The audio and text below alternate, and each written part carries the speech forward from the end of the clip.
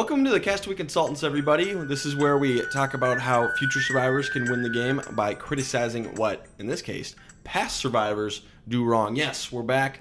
We're doing another episode of our Survivor Rewind series. We're taking a look at the post-merge of Survivor Season 6, The Amazon. I'm one of your hosts, Ryan Stacy, your resident Survivor superfan who knows everything about Survivor and little about most other things. I'm joined by my two co-hosts. Derek Kupacek, who is your Virgil in this Survivor Rewind series, because I have not seen most of what happens. I have a few spoilers here and there, which in this case, a spoiler that I had in my head, I had it right, but I had it out of place, which made for a really fun last couple of episodes for me. It had to do with how Rob Sesternino does in the season. So that's fun. That's fun. So I'm your first-time viewer. I can be your fresh eyes. And my name is Josh Wessler. I am a near super fan. I've watched all but, I think, 3 seasons of Survivor now, so I'm very, very, very close to being a super fan. But I will not consider myself a super fan until I have finished every single season. And Josh is here to be the memory expert. He's here the memory expert, yes. There you go. Print off the business cards now. Josh Wessler, memory expert. He's here to gauge how memorable a season is, because it's been a few years since you've seen some of these. Yeah, this one would have probably been about 4 or 5 years ago, so and hopefully I can be a decent gauge for how memorable the post-merge of Amazon is. So before we get into things, the first question we always ask here is this must-watch Survivor? Is the post-merge of Survivor the Amazon must-watch? Derek, what do you think? Absolutely. The post-merge of Amazon is must-watch Survivor because of how much Rob evolves the game on his own. It's the first time we really see the find the bottom, scrape the bottom of the barrel, and make a new alliance, and he does it as good as any of them. That alone. And also his confessionals, and also Matt is crazy and I love it. This is two must-watch characters. Love it. Absolutely. I think it's, if you section them off into just 2 parts of different seasons, this could arguably be like the most entertaining part of Survivor up until this point, is the second half of the season. Yes, there's like all the gameplay stuff, but if you're just looking at entertainment factor alone, absolutely watch it. Yeah, I'm going to echo Josh's sentiments here. Out of all of the post-merges we've had so far, 6 seasons, the Amazons is the strongest. Agreed. That alone launches it up to, spoilers, it's going to land very high on my season rankings. Will it take the number 1 spot? I don't know. We'll find out. But I love the Amazon. This is a great season. This is absolutely must-watch Survivor. So if you've not seen it before, or you're curious about rewatching it, we highly recommend, I think, all 3 of us go back, rewatch this, and then come listen to this podcast. We'll talk about it. There's a lot of gold here. Oh, absolutely. And we will mention all of it. So stop what you're doing, go watch this. But if you're not going to, or if you watched it recently, or whatever, just note that there will be spoilers for the rest of the season ahead. We're spoiling the entirety of Season 6. We watched it so that you don't have to. Yep. But you should. You should. So spoiler alert. You've been warned. Before we get into this, let's just quick refresher of the final 10 members of this cast. Starting with the men, we have Roger Sexton, a construction company VP from California. Dave Johnson, a rocket scientist from California. Alex Bell, a triathlon coach from Los Angeles. Butch Lockley, a school principal from Illinois. Rob Sesternino, a computer projects coordinator from New York. And Matthew Von Erdfelde, a restaurant designer from Washington, D.C. Then for the women, we have Dina Bennett, a deputy district attorney from California. Christy Smith, a children's adventure guide from Colorado, who I'll remind everybody is our first deaf contestant. Heidi Strobel, a gym teacher from Missouri. And Jenna Maraska, a swimsuit model from Pennsylvania. That's our final 10. Let's get into this. So, episode 7 is Girls Gone Wilder. Apt title. Yes, absolutely. The tribes got going into the merge. It's 5v5. We got 6 men in, 4 women. But with new Jabiru, new Tamaki, it's a 5-5 split. But notably, we see Jabiru, which is Alex, Rob, Matt, Dina, and Jenna all coming in. They're going to be 5 strong and wipe the others out. They have a plan coming into this, which is good. You don't have to be honest about it, but at least you're saying those things. Mm-hmm. New Jabiru agrees to stay together. You're always in an alliance as long as you say you're in an alliance, even if you're not really in an alliance. It's a complicated game. And then we get the merge feast, classic stuff. But right away, Roger is just bossy. He's a buzzkill. What was he expecting to happen? He's just pissing everybody off. Has he ever watched the show at all? Like, is he just expecting everyone just, yep, same thing as just day one, like, get back to work? But yeah. I feel like this is classic generational working class gap. he doesn't recognize that this is not the time nor place to dig your heels into the ground and work until your hands are raw. That's not what you're here to do. You're here to win $1 million. Honestly, using the least effort possible, because you're already going to be expending a ton of mental and emotional energy playing this game if you're doing it correctly, and I think that Roger has the wrong mindset here. 100%. He pisses off all the women, plus Rob, Alex, and Matt. That leaves 2 people you haven't pissed off, Butch and Dave. Not great. Not great at all. And this is where they had like all the beer and everything, right? And they like ditched the ice. Yeah. Roger didn't want to save the ice. He wanted to like turn it into drinking water. Yeah. Everybody else wanted to keep the beers cold. And Roger doesn't care about beer. Nope. You're with a bunch of young dudes. Care about the beer. Hang back, just drink some beer, have a good time. Exactly. I know plenty of older guys who like to do that. Blend, Roger. Learn to blend. And for context, just because we didn't bring it up, I don't watch the entire season, but one of the few episodes that I do watch are the merge episode and the finale. So Yep. I do remember, obviously, watching this. Yeah, you did recently watch this episode. We learned that Rob, Dina, and Jenna have a Final 3 deal. They all have an agreement to go to the Final 3 together. I believe Rob and Dina. I don't believe Jenna. I don't think this is Jenna's Final 3 deal. I think she's just saying this, which is great. It's great for Jenna, but I don't believe that she wants to go to the Final 3 with Rob and Dina. No, and I don't know who her final 3 actually would be, but I would assume that Heidi is a part of that deal. I think that's a safe bet. I would assume Heidi and Dina, honestly, at this point. Probably at this point, I think that's probably the most likely. Alex is probably going to worm his way in there at some point. But yeah, I don't believe Jenna. But hey, Rob and Dina do, and that's what's important. Hey, if you're in an alliance of 5 and then you make a sub-alliance of 3 within that alliance of 5, that would not come across as all that shady, even if that got out. Because it's like, okay, well, at least I know that there's partial truth to this. You have to live on partial truths. The best lies have partial truths. And the girls, Jenna, Heidi, and Dina, they all talk. And they have an alliance with Rob. They have Alex with them, and they want to get rid of Alex at some point just so they can keep Rob under their control, which is another smart move. I don't think it would ever work. I mean, I think Rob is going to do what he needs to do to survive, but I don't think that Rob is ever going to let himself fall too far out of power. That's his goal. Yeah. He wants to manipulate. He doesn't want to be a big man, but he wants to always have his hand on the strings. Yeah. I think if they did that too early to Rob would totally flip the tables on all of them. Absolutely. I just like seeing all this early scheming and plotting at the merge from a lot of people who you don't necessarily think of as scheming and plotting people. Mm-hmm. Jenna, for example.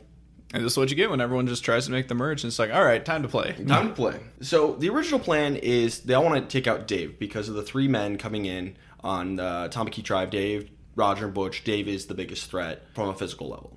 Fair. But they hate Roger so much that they don't want him to get on the jury because they don't think he'll ever vote for a woman. They're probably right. Probably right. You know, I don't want to say that for sure. I don't either. But if you're going to bet on one side or the other, odds are he's probably going to vote for a guy. If there's one guy here who will not vote for a woman, it's Roger. Remove the X Factor. If you don't have, you've got one more vote where jury management does not need to be on your mind at all. Cool. One more vote where we have this variable that we can completely forget about.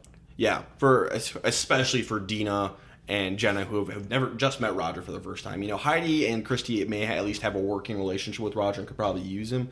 Dina and Jenna, not at all. Mm-hmm. This is great for them. And in fairness, I do believe Roger would vote for Christy. It seemed like they had gotten very close in the time they had spent together. Yeah. So here's what's interesting: is Dave, Butch, and Roger. Their plan is to get rid of Christy first, which is odd. Why? Why would you want to get rid of Christy? That doesn't make any sense. Get rid of Dina after that. Getting rid of Dina makes complete sense for them. They haven't met her. Why would you get rid of Christy? You have a working relationship with her. And out of all the women, Christy would probably be the one that's on the outs, on the outside of that. So, yeah, it doesn't make sense. It goes to show you that Rob truly is the pioneer of this scraping the bottom of the barrel, people at the bottom of the alliances, because Roger, Dave, and Butch, they don't even consider that, oh, there's a weak link there. What the heck? This is Survivor 102. I think they're thinking of more, hey, keep the guys together. Yeah, that's and then their this plan. is the easiest woman to vote up because the other women will help. And the guys did have the numbers going into the merge. Yeah, they could have done an all-guy thing, but they just didn't have the wherewithal to know Rob, Alex, and Matt are not interested. And that's bad on them. Smart for them. Yeah. So we get the best immunity challenge of the season, the perch. All 10 of these guys have to stand out in the water on this perch, narrow perch, and they got to stand out there and not fall in the water because there's piranhas and crocs in there. Terrifying. Definitely going to die. And you're gonna fall in no matter what. Yeah. So it's like, oh, thanks. Jeff basically just says, just make sure you swim fast. You guys know what's in the water. Oh my god. And they have to stand out there, but Jeff is going to offer temptations to jump down. Like, hey, there might be some food along the way. And before anyone could do anything, Jenna says, I will take off all my clothes for some chocolate and peanut butter. And Rob goes, get the girls some chocolate and peanut butter, Probst. And they do. They scrounge up some peanut butter and chocolate cookies. He's got his priorities figured out. One, he doesn't have to give up immunity. And two, Yeah. Girls Gone Wilder is the name of the episode. I'll let you read into that how you will. And it's going to happen. Jenna and Heidi strip off all their clothes for some chocolate and peanut butter, and they jump off. And they're going to get Playboy spread out of the deal. Not a bad deal for them. Not a bad deal for them. A very memorable TV moment.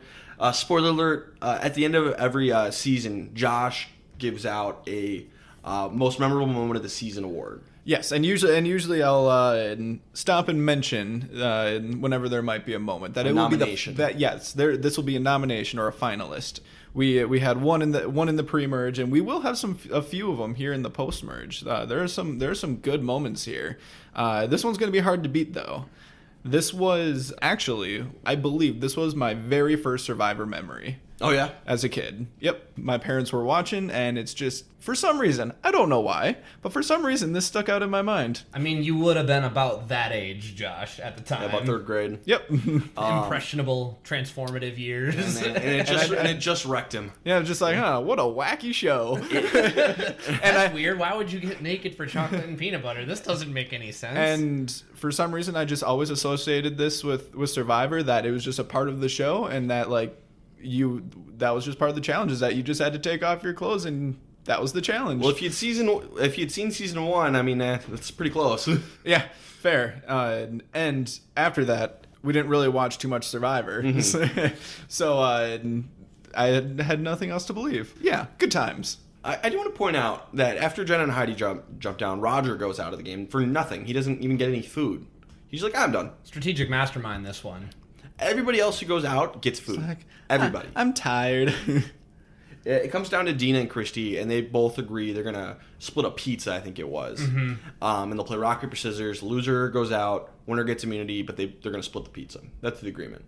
Fair enough, because the whole plan is to get rid of Roger, and he's already done, so why not? Mm-hmm. Screw it. I think this is a fine move. Mm-hmm. And Dina wins the rock, paper, scissors, so really worked out for Dina, but I got nothing against Christy for doing this. No. So Dina wins the first immunity challenge, which is great because I love Dina. And then we get what's probably the most obvious tribal council boot in Survivor history. They don't even bother trying to hide it at all. Roger's going home. Done. Don't really have to look into any editology here. Just like, oh, yep, there you go. It's 7 votes for Roger, 3 votes for Christy. We get a legendary voting confessional from Rob. That was removed. It was removed on the, what did we watch this on, Hulu? Or CBS All Access? Yeah, CBS All Access. Yeah, I believe on the DVDs it's still there. And if you haven't seen this before, look up Rob Cesternino Amazon Voting Confessional. It'll take you there. It's one of the greatest voting confessionals of all time. I love this. But Roger goes home.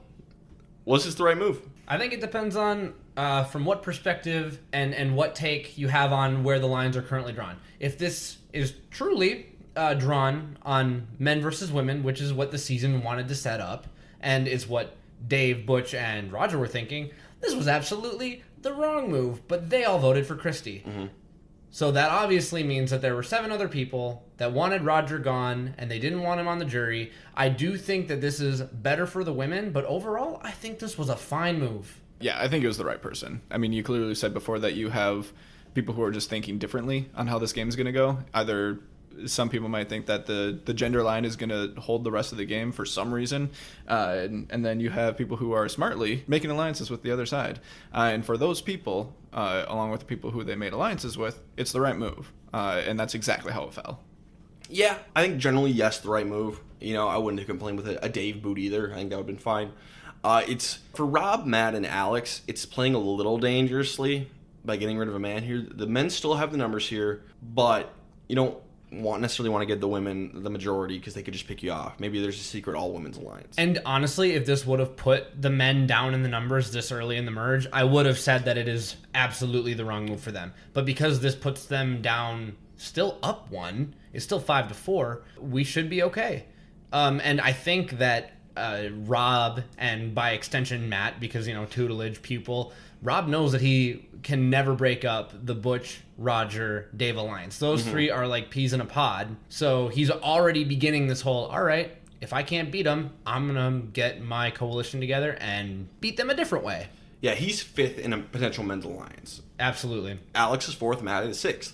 I can't blame any of them for wanting to break this up. Yeah. So is it dangerous? Yes, but he doesn't win the million if they don't make a move now, and earlier is better. It gives you more time to figure something out. Yeah, so ultimately I'm fine with it. So let's go to best player of the episode. So my best player, I had Dina.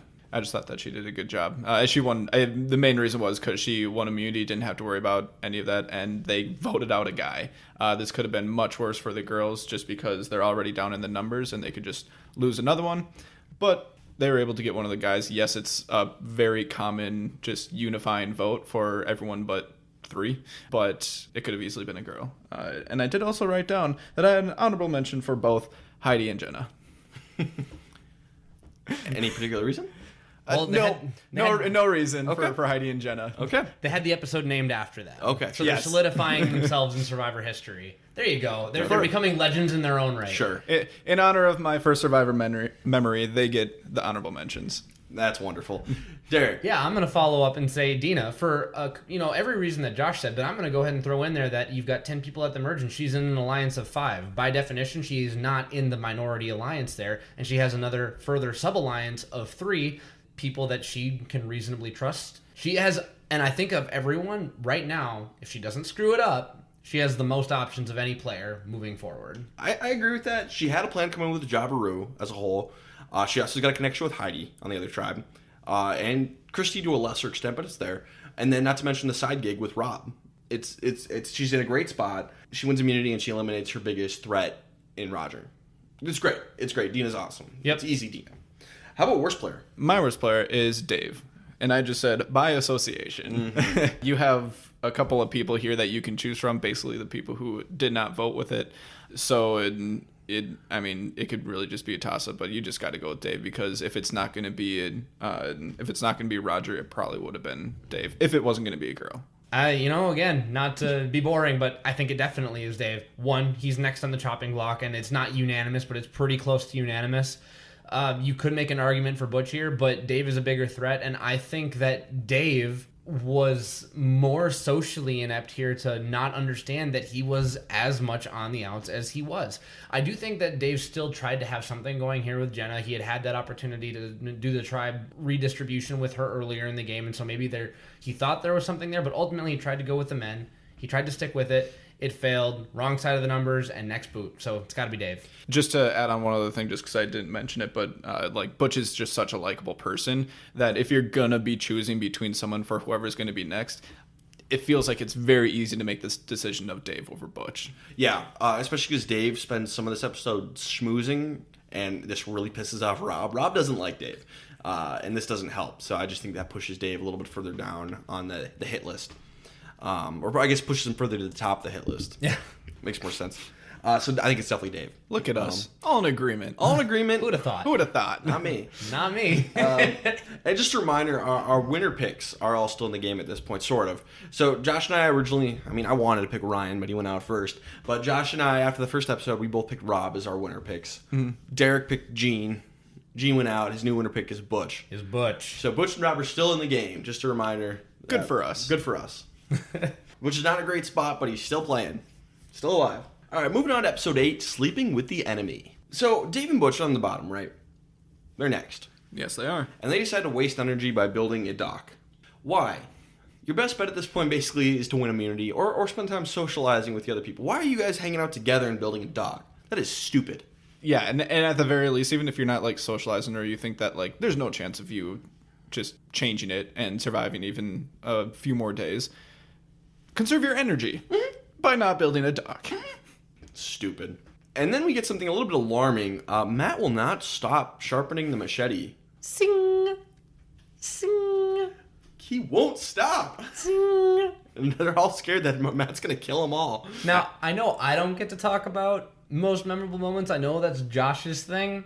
But I can tell you right now, in 5 years, that is going to be one of the things that I remember from the Amazon post-merge, is just that dead look in Matt's eyes as he's leaning back against the tree and he's got the whetstone just sing, sing. It's probably my favorite moment of the season just because they turn on like the Jaws music and everyone talking about how Matt is psychotic. I loved this. This was fun. Yeah, and this is definitely another one of those finalists that it's going to be. I said I was going to mention him each time. This is clearly a finalist. Oh, yeah. He looks like a serial killer, to just be straight up. To plug my other podcast here for a moment, the other podcast we do around here is the How to Survive a Horror Movie podcast. The first rule to surviving a horror movie is you have to realize that you're in one. If you're stranded in the Amazon with a guy who won't stop sharpening the machete and looks like a serial killer, you might be in a horror movie. It doesn't mean that you actually are, but you should be aware. This is very much John Voight from Anaconda. Yes. I mean, there's just something off about it. Like, he spent a little bit of too much time in the jungle. So if you want to check that out, if that sounds interesting to you, check out the How to Survive a Horror Movie podcast. Hashtag shameless plug. Shameless.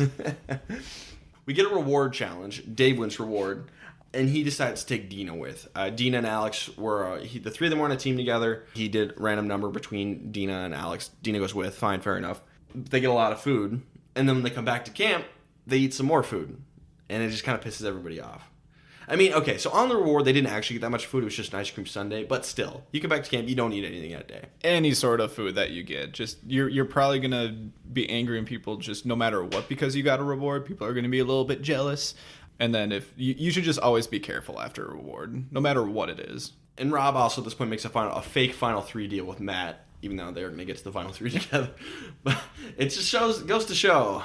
Make all the final 3 and 2 deals you can. Yep. The game can change fast. You don't know what is actually going to be your final 3 in the end, so you might as well make a few of them.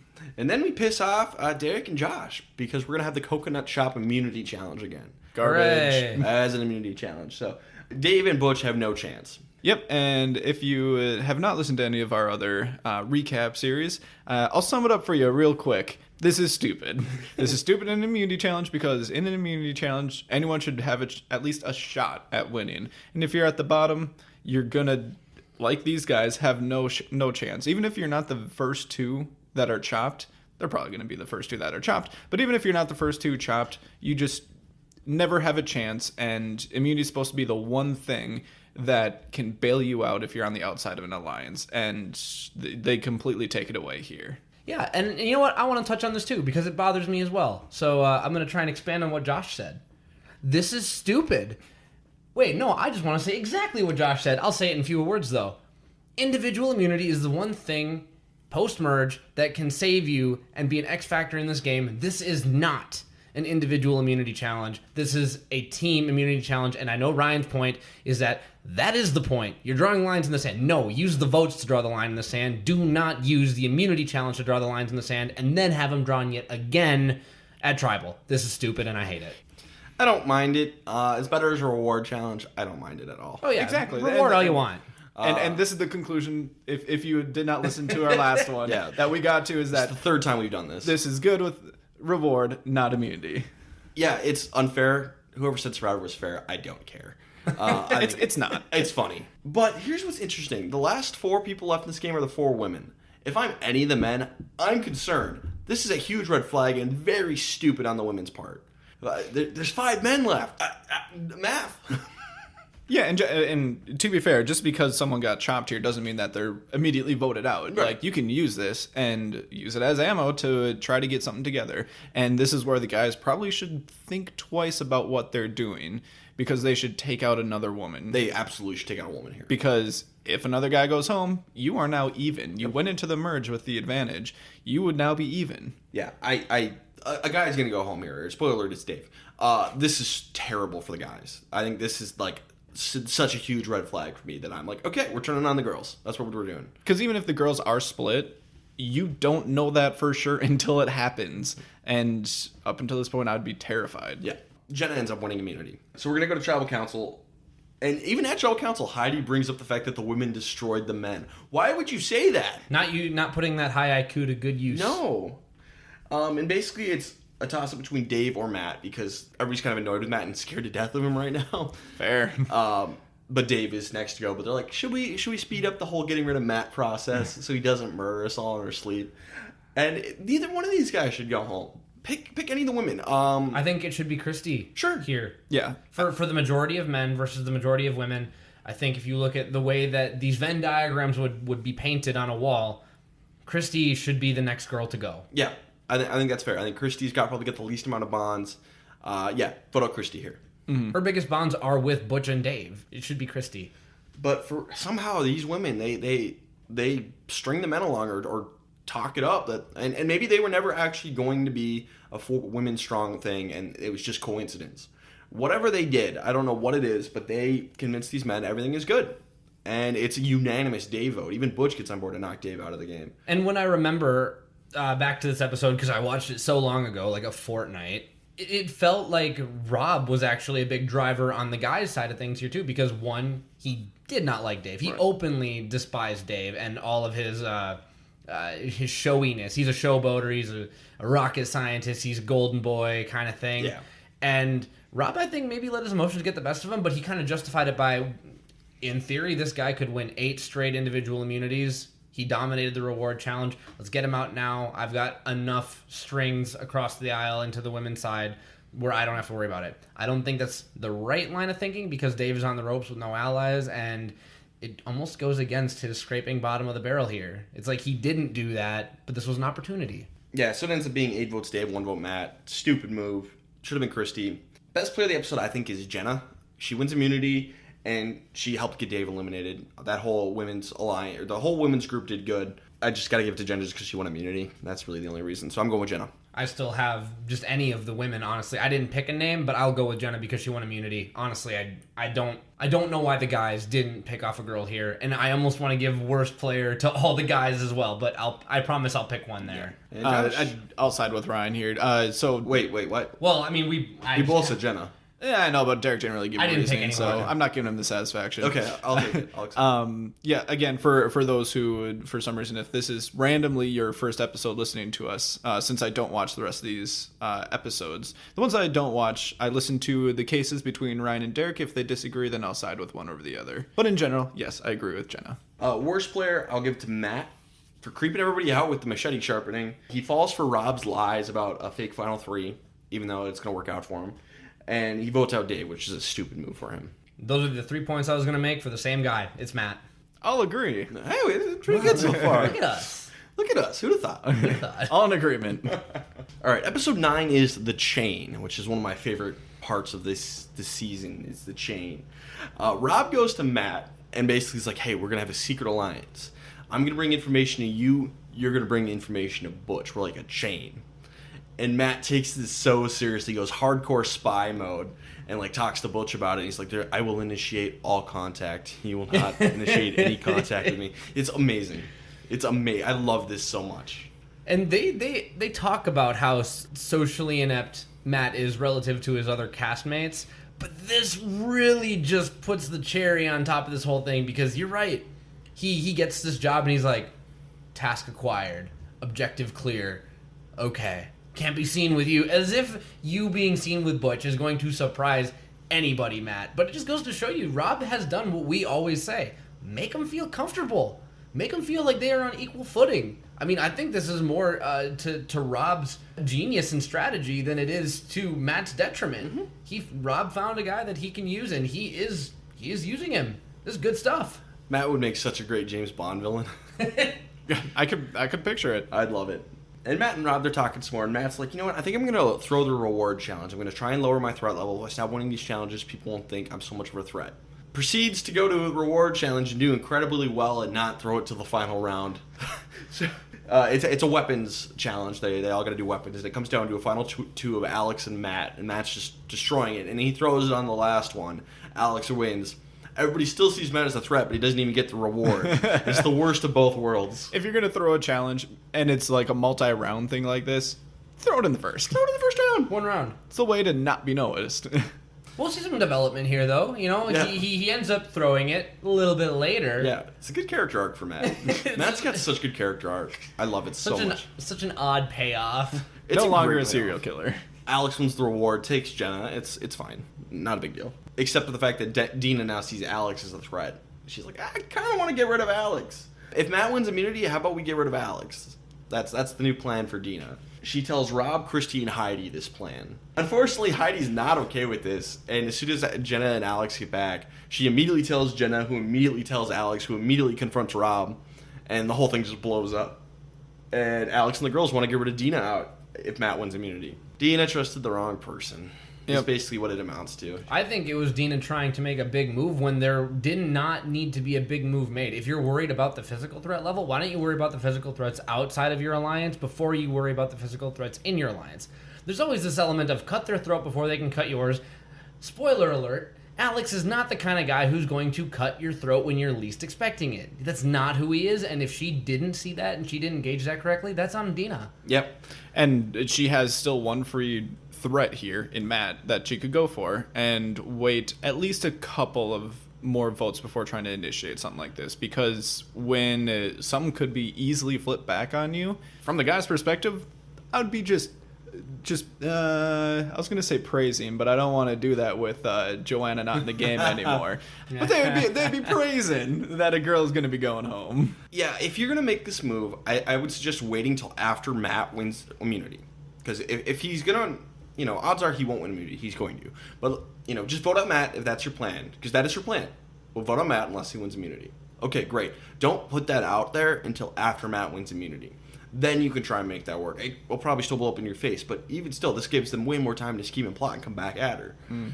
If you do it after the immunity challenge, people have less time to scramble. This falls under that pretty well-known Survivor rule where if you're pre-merge, if you win the immunity challenge, don't talk strategy afterward because you're not going to tribal.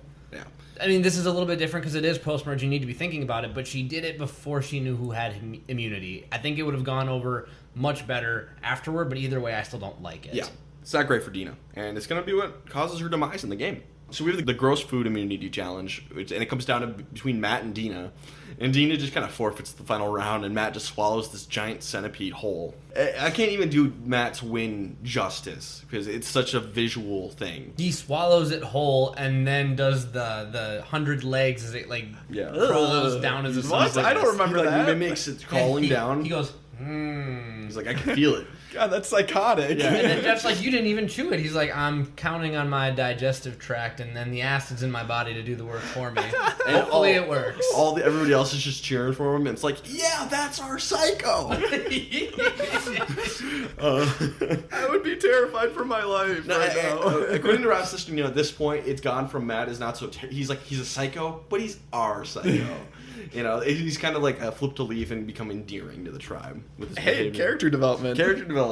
Well, I love Matt. I'm so happy he wins this. I would have been bummed to see him go home. Mm-hmm. So what it turns out is Rob kind of finds himself the swing vote. He kind of gets to decide whether Dina or Alex goes home. Because we got two groups vying for that vote. Unfortunately, it's going to be Dina, which is a bummer, and I don't want to see her go. And it ends up being 6 votes for Dina, 2 votes for Alex. Christy was on the wrong side of the vote. What do you guys think? Was this the right move? I think so, because ultimately, if you've got a vote that's going to end up being fairly close, and Rob is kind of the swing vote here, I would say, okay, we need to be worrying about men versus women right now. So if you have to fall on one side or the other, I do think you can let gender kind of draw that line. Even though he was close with Dina, why align yourself so cemented? Well, it's still 8 people left, 4 guys, 4 girls. I think go up with the men here and get rid of the schemer and the plotter in order to make good with Heidi and Jenna, who are now also mad at Dina. Keeping Dina here would just anger them more. I know I'm talking more about what's good for Rob's game, but the way the lines are drawn, it's almost like Rob's game is the only one that makes sense to talk about at this particular vote. Yeah, because he's chained to Matt and Butch. They're going to do what he does. If you vote out Alex, you piss off Jenna and Heidi. If you vote out Dina, you might piss off Christy, but she doesn't matter too much. Yeah. So I think Dina's clearly the right choice. Unfortunately, I would agree. It's right for all the guys and for a few of the girls. So yeah, she's just giving a plot too early. That's what happens sometimes. And got a little bit complacent as well, with feeling a little bit too safe. Like, I've got ties to everyone. I can't fall. Derek, who do you have as the best player of the episode? It's got to be Matt. He won immunity, which essentially made sure that he's not going out here. And you know what? Yeah, he ended up looking like a huge threat, but he backed it up. He still has a good relationship with Rob, even if it is as puppet. I do think he goes home here, though, if he does not win. So I think Matt is the best player. I'm going with Rob because he forms the chain with Matt and Butch to control them. He throws Dina under the bus when he's confronted by Alex, which is the only thing you can do at that point. He cuts his losses and votes out Dina, which is the best move for him. He's the one making the moves. Matt's just kind of chained to him. So I think it's Rob. I mean, by that logic alone, I would have to go with Rob. I would like to consider an honorable mention for Alex, though. Yes, he did nothing, but it shows how strong his alliance would be when they chose him over a person of the same gender. He did form the Counter-Strike. That was initiated really. I mean, once he found out, he got the information. He spearheaded that movement. And you're right. His social bonds with Jenna and Heidi are what saved his bacon, basically, and allowed him to make this move on Dina. Clearly the right move for Alex, but, maybe if he shouldn't have won that reward challenge. Yeah. I don't think it would matter either way. But I do think it's Rob. Worst player? I had Jenna. I felt like, honestly, Heidi and Jenna both turned on Dina too quickly. Because, okay, we are 4v4, and I understand that lines have been blurred here, but you still need to be thinking about, okay, we got 2 men voted out in a row.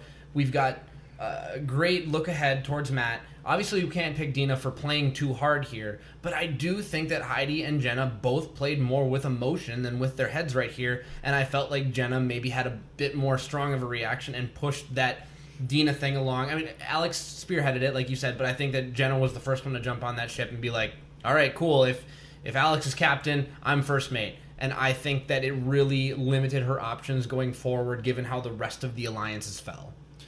I think the problem with that is Jenna is very loyal, right? And she sees Dina, Dina's going to flip on the alliance. She's going to flip on Alex. Well, that means she could flip on me whenever she wanted to. She's someone who's a flipper. I'm going to get rid of her. And I can see the logic in that. Someone who's going to flip on one of your own, the first person to make that move, you shouldn't trust Dina. Dina has proven herself as untrustworthy, I think. But not to her, because she tried to talk to her about it. Yes, but flip on one, flip on all. I mean, that's Jenna's mentality. And that's the game of Survivor, Not saying it's right or wrong. And Jenna will own up to being a little bit naive earlier about that whole loyalty thing. Which is evidence to further that she was the worst player of this episode. But I disagree, because I think there is enough logic in her move. She was also on the right side of the vote. So therefore, my worst play of the episode, kind of by default, goes to Christy just for just not being close enough to be involved in this vote. She was on the outs. She was on the outs, but I don't think that Christy's position in the game is any worse off. I feel like Jenna hamstrung herself more. I think it's Christy. Okay. When you're saying that Christy's position in the game it didn't become any worse, I think that it could have been, because you are now the only person out there not voting together. Because you could have put her and Butch at pretty close to the same level. And I think you just need to completely disregard the other 4 or 5 people who obviously have a really strong group together now. Like the acts in this episode would basically cement who should be the final 4, and that would be the Jenna, Alex, Rob, and Heidi. Yeah. That really should be your final 4 if you think about it. And it was until Alex screwed everything up. Later on, we'll get to that. But you're right. That is a good point. This did cement the final 4 until someone screws up. Yep. This would have been the final 4. So episode 10 is Amazon Redux, which is the look back episode, so we can skip that. No! Episode 11 is Q&A. So Butch, Christy, and Matt, the 3 on the outs, they're all working really hard around camp. Whereas Alex, Heidi, Jenna, and Rob do nothing and work on their tans. This is bad on everybody's part. Mm-hmm. The 4 of you should be tanning. Come on. And Butch, Jenna, and Matt, well, just stop working so hard. Okay? Just stop. And for the 4 who are just sitting around tanning, I mean, I get if you're going to be the final 4, they got to vote for one of you, but still, this doesn't make you more likable at all. So, bad call on everybody's part, I think. I do think Rob is in an interesting position here, though, because do what your alliance is doing. If he's going off and working with them, he might end up looking like he's going to flip. Yes, yeah, that is a good point.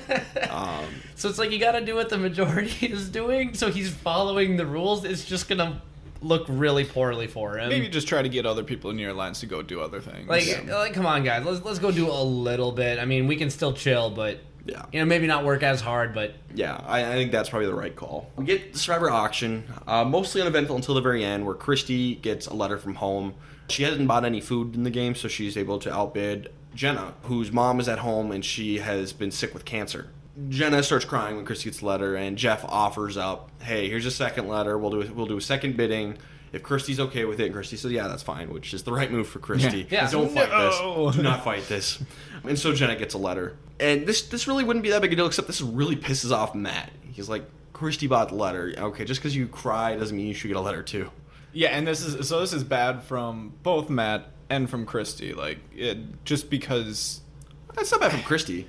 And I know it's part of the game, like, oh, you should have saved your money, like, to outbid me. But at the same time, kind of know who your tribe mates are. This kind of goes into a little bit more of, like, the social side. If you have someone who would maybe be a little more concerned or, like, be a little more attached to their family, and that's very obvious. I don't really know if this was a very obvious thing within the tribe, but if it's something that everyone else is going to be kind of thinking of, maybe think twice about it. But Christy also can't stand Jenna, and I don't think she cares. True. I agree with Josh more so than you on this one, Ryan. I think if someone's family member is actively fighting cancer and only one person gets the note from home, I don't care how much money that person has left. I will not raise a single bid against that person because that just makes you look like a prick. He doesn't care. Matt's like, oh, that's unfair to Christy because she spent $300 some on her note and Jenna got hers for $120 because that's all she had. But I think given the situation, let's assume that Christy didn't know. Absolutely the right move not to fight it, and honestly, I wouldn't even have bid. I wouldn't have done it. How about looking at it as more of a chance to do something positive rather than avoiding something negative? So instead of looking at it as from Chrissy's point of view, and people might look at you negatively now, instead trying to do something good for Jenna to build that bond. In case you are the one who makes it to the end and you need Jenna's vote. That might end up swaying her a little bit. Who knows, maybe not, but this could be an opportunity. I do agree, don't bid on the letter. Like, I know it'll give you the emotional strength, but that's dicey. If you get it, somebody else doesn't. People are going to be pissed. Just get food. They don't really do survivor auctions anymore, but save your money for advantages in the game. That's number one. A second thing is food. Don't go for the letters. Don't go for any, don't win any of the family stuff. That only creates enemies. But I am I'm kind of with Matt. Like, it's kind of BS that Jenna gets a letter too. I think, Christy saved her money and gets the letter. Okay? Jenna doesn't deserve special treatment here. Like, I get, emotional stuff and, that sucks. No one ever said Survivor was fair. True, and I get the second letter is kind of, that'd be kind of, I would be thinking the same thing too. I just wouldn't vocalize it. I think let's say it was Rob, for example. Rob's mom was the one with cancer, and Rob starts crying about the letter. I don't think Jeff gives in. I think it's just because it's Jenna. I really do. This always kind of annoyed me. I'm kind of on Matt. I wouldn't say a word, and I just let it roll off my shoulder if I was in the game. But it does kind of annoy me watching this. It's like, okay, whatever. Then we get the most boneheaded move of the season. Oh, boy. I think it's the second most boneheaded move of the season. But It's up there. Derek, you once told me you didn't think Alex is very good at Survivor. Correct. Before this happens. And I think you've been validated by this moment. Yep. Because Alex is going to tell Rob, hey, we're going to be the final four. Those girls are not going to vote against each other. So if I win immunity, I'm just going to vote for you. What? Why would you say that? What? When that started, I was like, oh, okay, yeah, this makes sense. If they're not going to vote against each other, Alex needs someone who he knows will not vote against him. He's going to link up with Rob. This is a great idea. You're forming your sub-alliances within your final four. This is great. Instead, he does the dumbest thing he could have in this moment and says, I'm just going to vote you out. They won't vote against each other, so naturally I have to vote you out. And if you want immunity, you can vote me out. No hard feelings.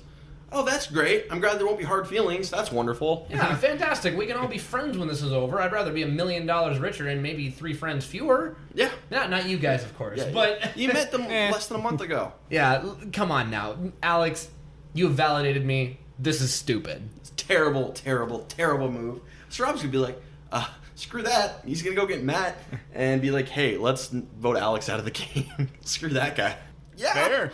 Totally fair. If you find out that you are 4th in an alliance of 4 and there are 7 people left in the game, time to get a new final four. Yeah. And this is the interesting part to me, because when Rob has this conversation with Matt, he's like, so I gotta come clean, I've been lying to you, but now I'm telling the truth. And Matt's like, you know what, I appreciate that he told me the truth about lying. And I think there's something there. I really do. If you come clean about, I was lying before, I think that works, especially on Survivor. I think if you're like, yeah, I was lying before, but here's the truth now, I think people will fall for that. And my thought on that is you need to be very careful socially which person you're going to do that with. Because you want to know what I would think? Because I put myself into these shoes because I thought it was so fascinating. I swear I'm coming clean this time. I would think one of two things. Oh, you swear you're coming clean this time. Why should I trust you? But I'm also, again, a skeptic, which is good. Mm-hmm. The second thing is he's coming clean because he's desperate. Now, if I'm Matt, that's a good thing. Mm-hmm. You can use that. You can use that. But let's say Matt was not in a minority position right now. You'd be like, okay, now you're just throwing up Hail Marys, and I recognize it as desperation. So I do think this particular time, it was absolutely the right move to let Matt know, yes, I am dead serious. We need to get Alex out of the game. This is not something that is going to help me win. You will be gone soon if we keep going this way. This is our only chance. And it works. It's great. It's a great move. I love it. It is a great move. Risky, but I like it a lot. Very risky. So we have this Q&A immunity challenge that Rob ends up winning. Which, by the way, a quick side note on this. I know ultimately it doesn't really matter. This challenge did not age so well for me because it was very... sexist might be too strong a word, but it was certainly very pointed in a line that it kind of drew between Jenna and Heidi. Heidi was kind of getting all of like the nice, clearly is going to be a female answer this question. Sure. Heidi got all the nice ones. And then for Jenna, clearly a female is going to be answered for all these questions. And it was Jenna for all the negative, which in retrospect is kind of not hilarious, but interesting to think about. I didn't like it. I thought it aged very poorly. I'm glad I haven't seen anything quite like this since, because, I mean, who would you trust your life with? And then, it was like Butch, and the one negative one we had for a man was, which one most needs therapy? And Matt holds up his own name and turns it into a positive, and it's like, so this did not age well for me. I just wanted to get that off my chest. I feel like people don't talk about this one so much because there's, I think, 2 other challenges they run this challenge. And people in those seasons get it way, way, way worse than Jenna got. I'm interested to see it. Well, but here's the thing is, unless it is directly formed as, like, being, like, specifically for a guy or a girl, like, that's just the person's personality. Like, if that's the type of person that they are to garner just, like, that kind of attention for people to all unanimously or close to it agree on something, then that's just that person. It's not a gender thing. So right. I guess for me this is on more of a meta stage, and I don't want to beat it to death too much more, but I was thinking about it as audience of 20 million people, and the question is who is using sexuality to their advantage the most, or who relies most on sexuality to further sex appeal to further themselves in the game. And it just, I don't know. It just doesn't sit right with me knowing that it's a national audience. I understand it's a TV show. I also understand it's 2004 or whenever this was, but it just hasn't aged well for me, and I'll probably feel the same way when we do superlatives later. The difference is the other attempts they do it. Those weren't men versus women seasons, so that might help. And yeah, I think the big thing for me was the gender divide in it. I love these challenges. I wish they'd bring them back. So, Tribal Council, Alex and Matt are the 2 names on the block, and Rob gets his coalition of misfits. He gets Matt, Butch, and Christy together, and they all vote out Alex. 100% the right move. If you have someone who's not going to take you to the end, vote him out. You have to choose, because I think that you'd be really strong. Because the tough part is, I think this is more just a thing with Alex rather than a thing with, like, Jenna and Heidi. Right. So you kind of have to weigh those options of dealing with it now or dealing with it later. Because you could always deal with it later and try to keep Jenna and Heidi. Because at this point, you're completely alienating the other two and you're just completely writing it off.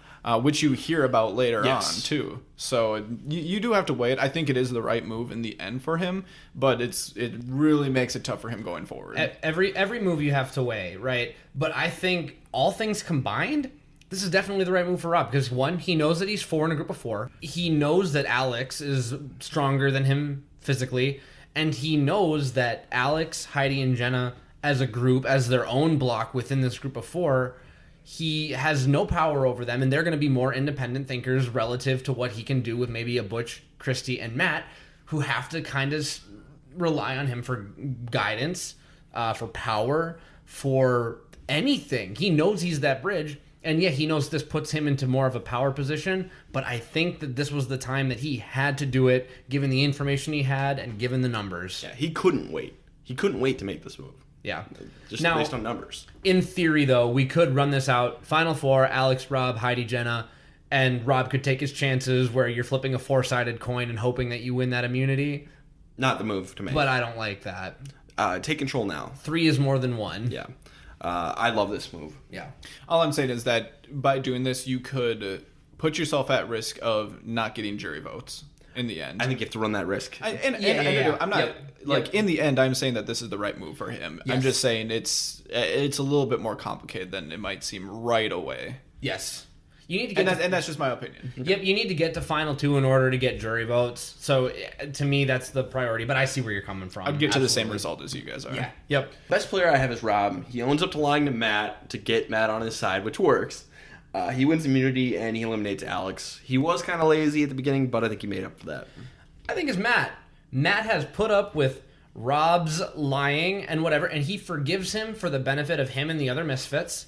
He was that social link, and the chain kind of got reversed here where Rob needed an out, and Matt was the thing, the catalyst that made that happen. And then he played it perfectly. He ends up in the majority vote. He ends up in a maybe not the power position in this new alliance of 4, but he has inadvertently now a meat shield. He hasn't pissed off anybody because he's just played the game that's been laid in front of him. He didn't have to create anything.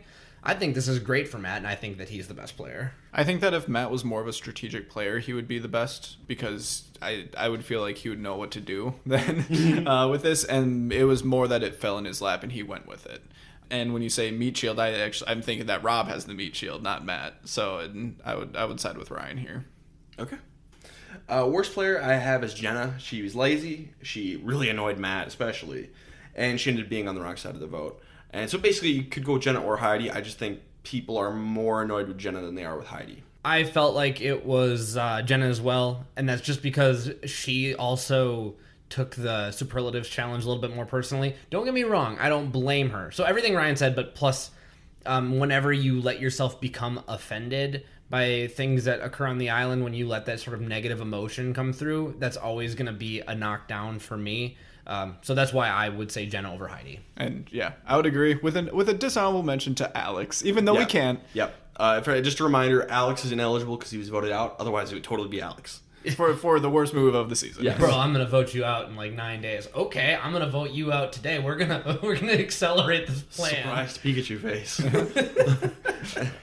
I don't know what you expected to happen, dude. That's the end of Alex. He got exactly what he deserved. Yeah, that's what happens. Alex is not good at Survivor. He did go on to marry Kim Powers from season 3, so I think it worked out. Who's the real winner here? Who's the real winner here?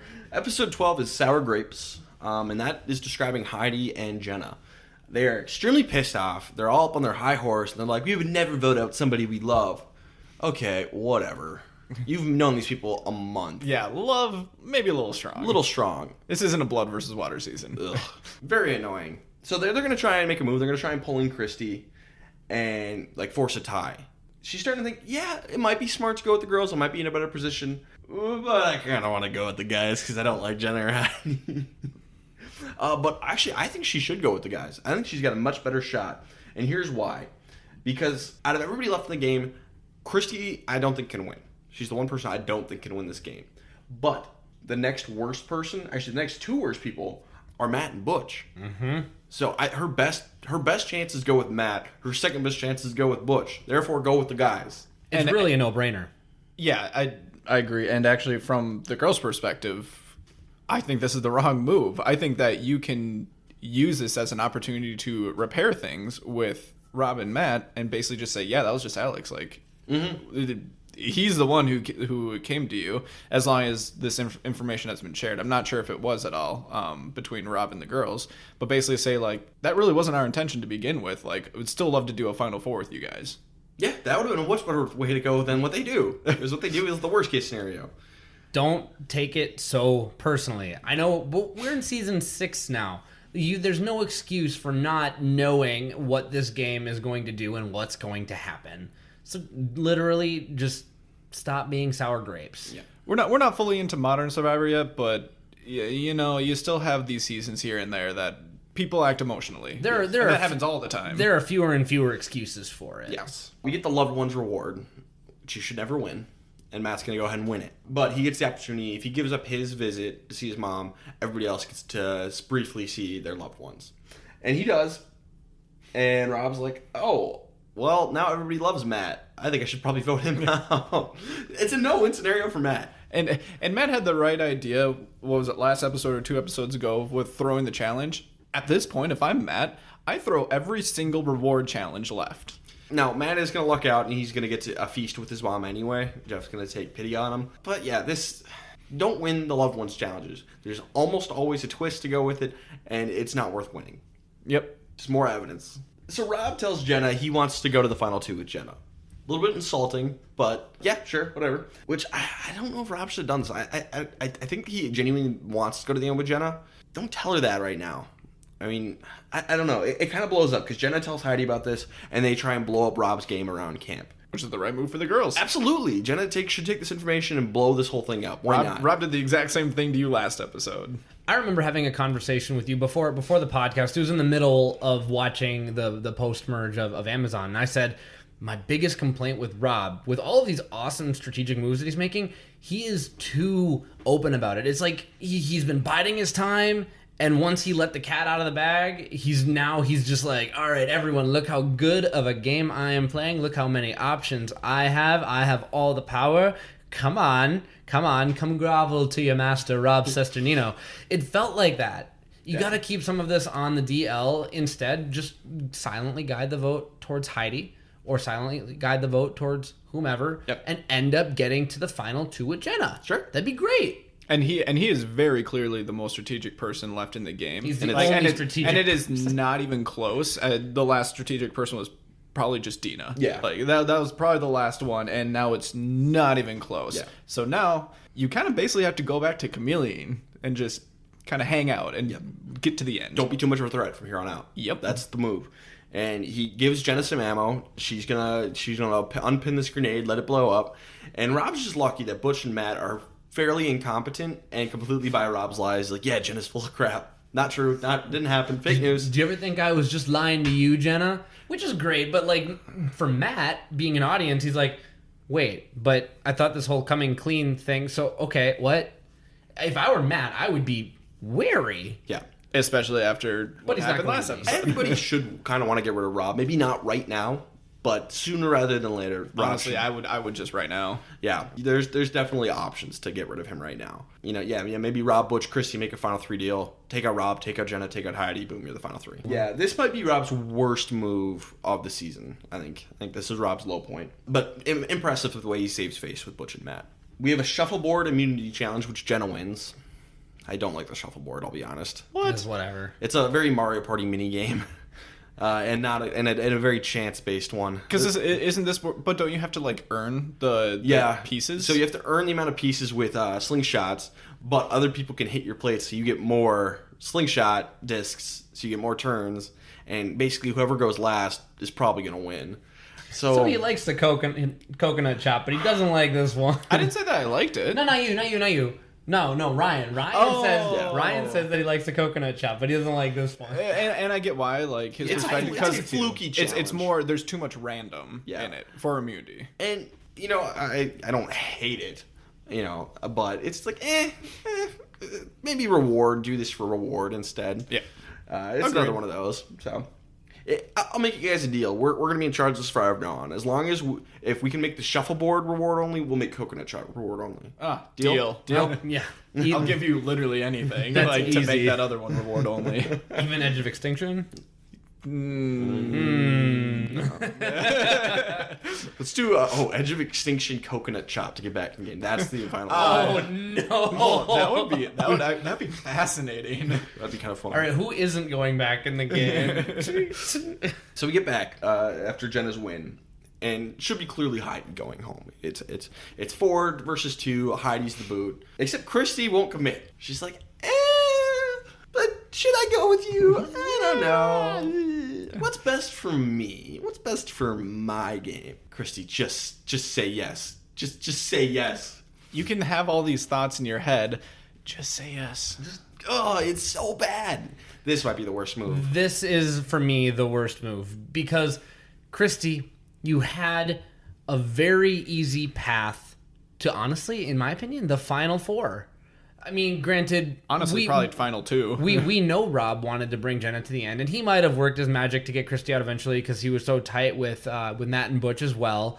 But not committing here and openly not committing, and Rob's like, wait, so if you're considering going with the girls, you realize it's a vote against me, right? And she just kind of smiles, like the smile just creeps over her face, like the kid caught with hand in the cookie jar, and I'm like, you realize it's literally how Alex ended up biting the dust, was doing this exact same thing. But I think she doesn't know. I genuinely don't think she has that awareness. I think this is the worst move of the game because at least Alex, it was a bad move, but he tried to do it. This was stupid. Yeah. And even further, at least Alex had a plan in set. Yeah. Like, Chrissy doesn't even know that she might be able to do this, and she's considering, and she's just being open about it. Just, why? Oh. So Rob, amazingly, he just goes, hey, Jenna, Heidi, Matt, let's just vote out Christy tonight. She's pissing me off. And they all agree, like, yeah, okay, sure, that's not us. But then they don't get Butch. Why not Butch? Why leave him out of in the dust on this one? What? Why? Yeah, that did... Get him involved too. I'm sure he's down. Probably. And then another thing, Matt should not go with this plan. I agree. This is a bad move for Matt. Matt beats Christy. Matt loses to everybody else left in the game. Don't get rid of Christy. Take her to the end. There's a lot of bad he's not smart enough to do that. Yeah. But I mean, like, sometimes you just have to recognize, like, the lost cause. For Matt, just because, yes, you have someone that you want to bring to the end, but who else are you going to get to vote with you now that everything's just up in the air and flying around? It's really tricky, but I think Matt's got to gamble with anything else. Matt could gamble with bringing in Butch, who apparently was left out, and then for some reason someone else. It ultimately is 4 votes for Christy, 2 votes for Jenna because Butch was... Oh, and I should mention, Jenna gives up her immunity necklace to Heidi at this point. She gives immunity to Heidi because she's calling Rob's bluff because Rob has said, I want to go to the end with you. And Jenna's like, okay, I'm going to make sure he doesn't stab me in the back. Heidi's protected. There's my closest ally. Now, put your money where your mouth is, Rob. So Bold move. I do not remember this. Jenna's the first person to ever give up immunity. And I like this move. I do. It's a huge, huge gamble. But I like it. It's a risk, but you protect your closest ally. You're calling Rob's bluff. Yes, maybe it will knock you out, but if it pays off, it puts you in a much better position than you would be otherwise. I kind of like this move for Jenna. I mean, I like it from a TV entertainment aspect. I don't know if I would like just because you're exposing who your number one ally is. Yes, it's obvious. But you never know. And then you're putting yourself out at risk there. Yes. And then you could also have people look at this as a threatening move and maybe a little bit cocky. I don't think it came off as cocky. I don't know. Derek, what are your thoughts on this? My thoughts on Jenna giving up her immunity, it's stupid. You guarantee yourself 3 more days. What's at best? What happens? You give up your immunity to Heidi, and the majority alliance has to have a backup plan. I think this was a horrible plan. And I guess the one other thing that I didn't really mention is that you don't actually learn anything. Yes, you learn it from this one vote just because I don't think a lot would change because people have to change their plans. Mm-hmm. They have to change their plans if they would want to vote you out.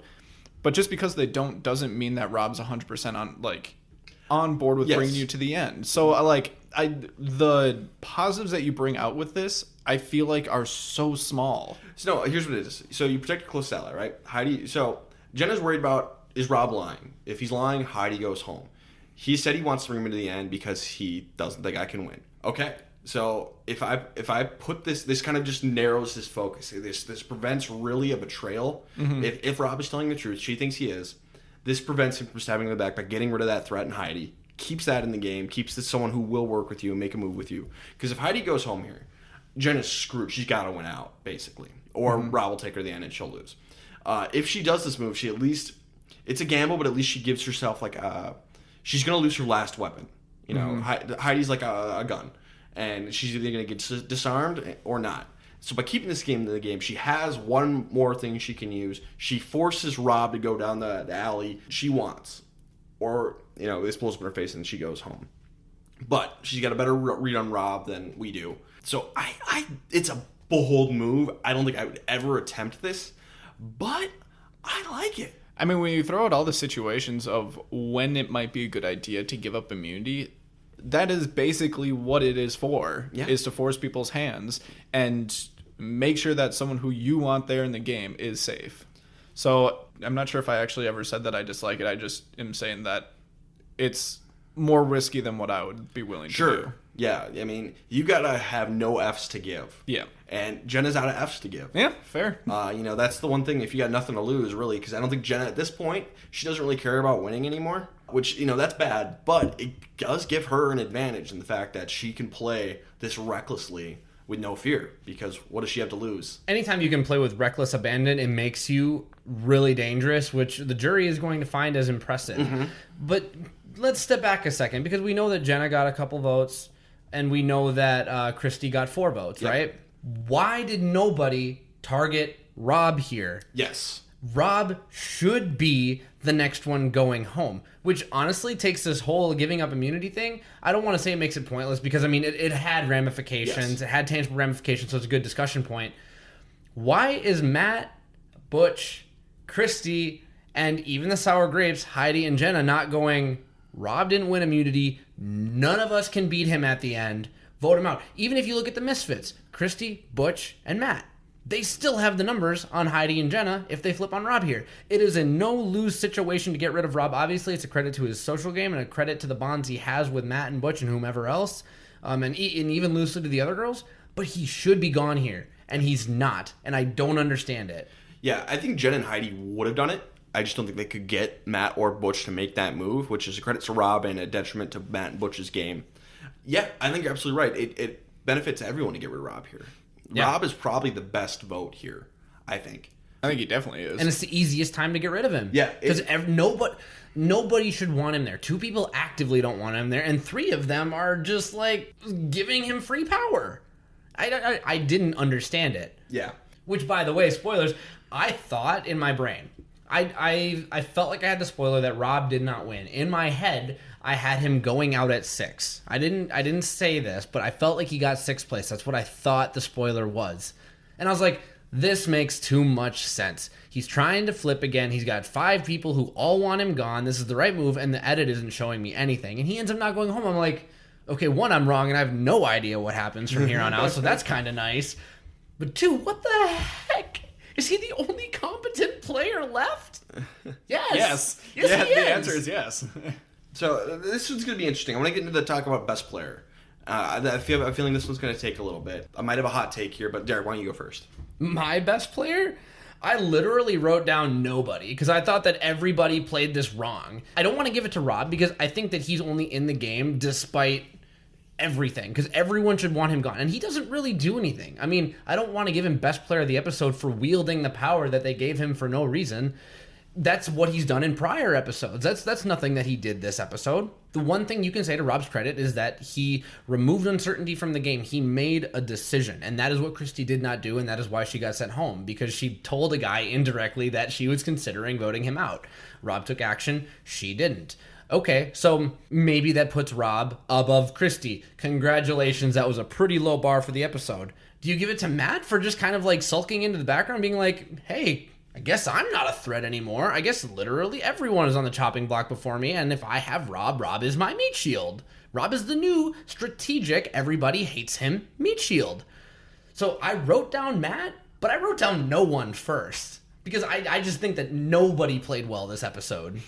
Okay, so you're saying Matt is the best player of the episode. Yes. I'm going to spoil my worst player of the episode. I have Matt as my worst player of the episode. But I'll get to that. I'll just run through everybody here. I'm just going to run through everybody here. Okay, so obviously Christy's not on the table. She would be the worst player. Aww. But Christy's not on the table. Okay, so Heidi doesn't really do much, so it's just kind of put her to the side. So first we have Butch. Butch doesn't get in the majority alliance. For some reason, he's on the outs. That's bad. Rob, he makes a tactical error in telling Jen and Heidi too much information that they blow up on him. Yes, he's able to save face, but it's just like kind of a mess for Rob this episode, and he's just basically putting out fires. Matt, he gets rid of the only person he can beat. He can't win the game anymore. It's over for Matt. He's lost. So that's bad. That's why he's my worst player. Which is fair. Just because everybody else still has a chance to win this game after this cluster F of an episode. Matt comes out in the worst position for winning. That leaves Jenna. Jenna blows up Rob's game. Yes, doesn't end up working out, but it wasn't for lack of trying on her part. She wins immunity. That's great. Then she uses it to just try to force her way into saving Heidi. She saves Heidi, and she's just gambling on the fact that Rob will save her. And if it doesn't work out, she's probably next anyway, and if Rob was lying to her. So, fifth or sixth, it was definitely a gamble, but I like it. And she eliminates Christy, this wild card from the game, who I don't think was ever going to work with her. Because Christy's going to end up voting for Jenna. She would have gone with the guys. If she just said something, none of this would have happened. But I don't think there's any world where Christy ends up working with Jenna.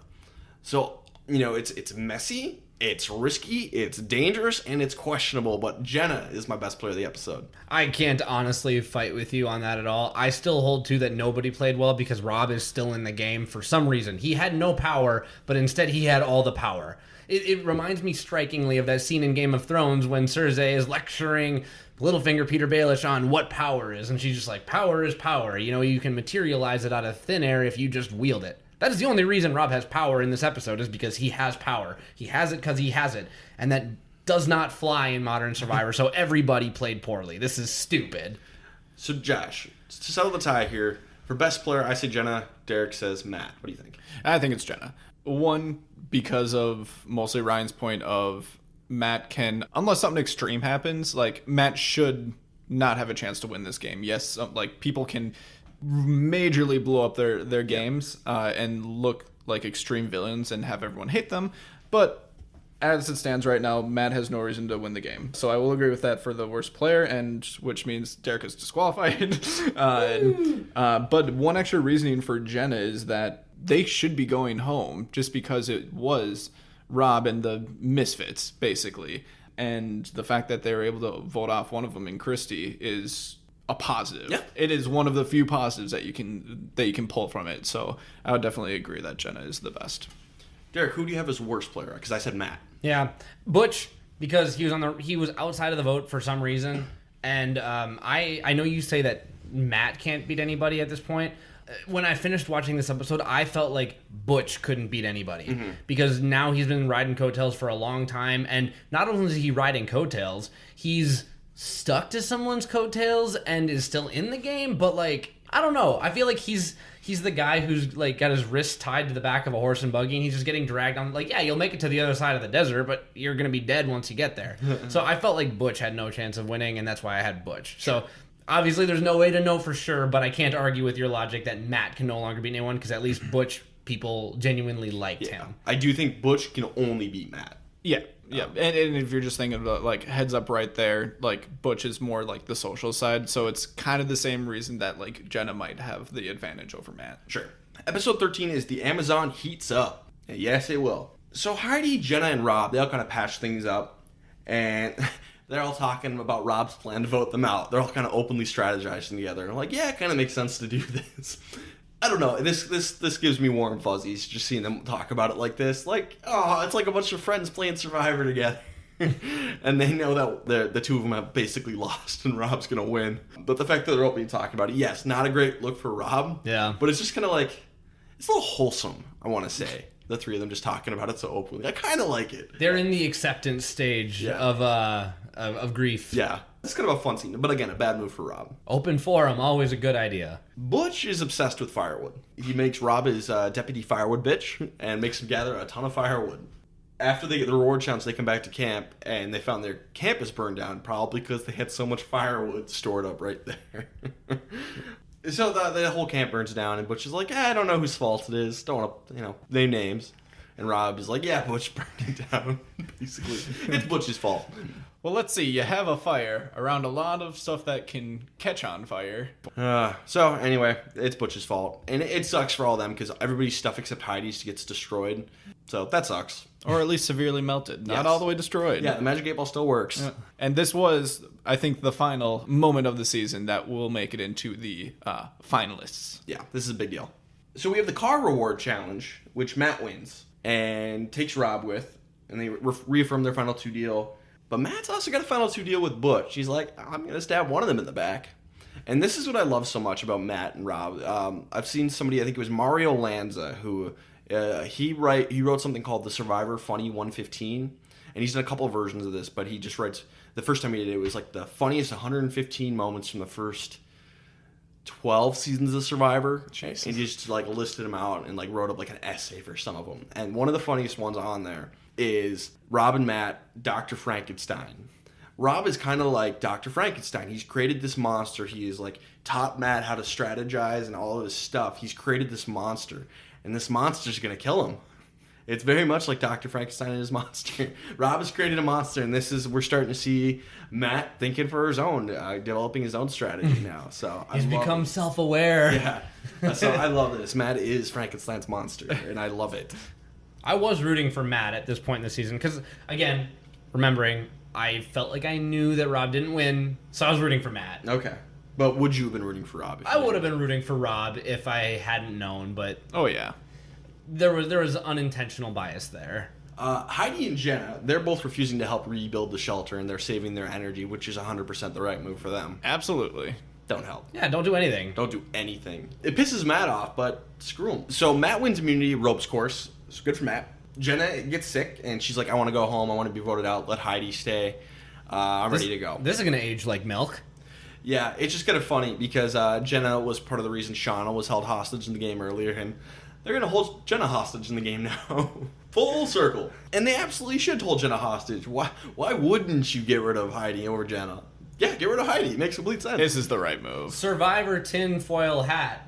Jenna was like, no, me wanting to leave will make them want to keep me another 3 days. I know because I've done this. There, I'm going to take my tinfoil hat off and say that she really was resigned at this point. That'd be some 5D chess That's right some there. 5D chess. Hey, she's the one who gave up immunity. You said great gameplay.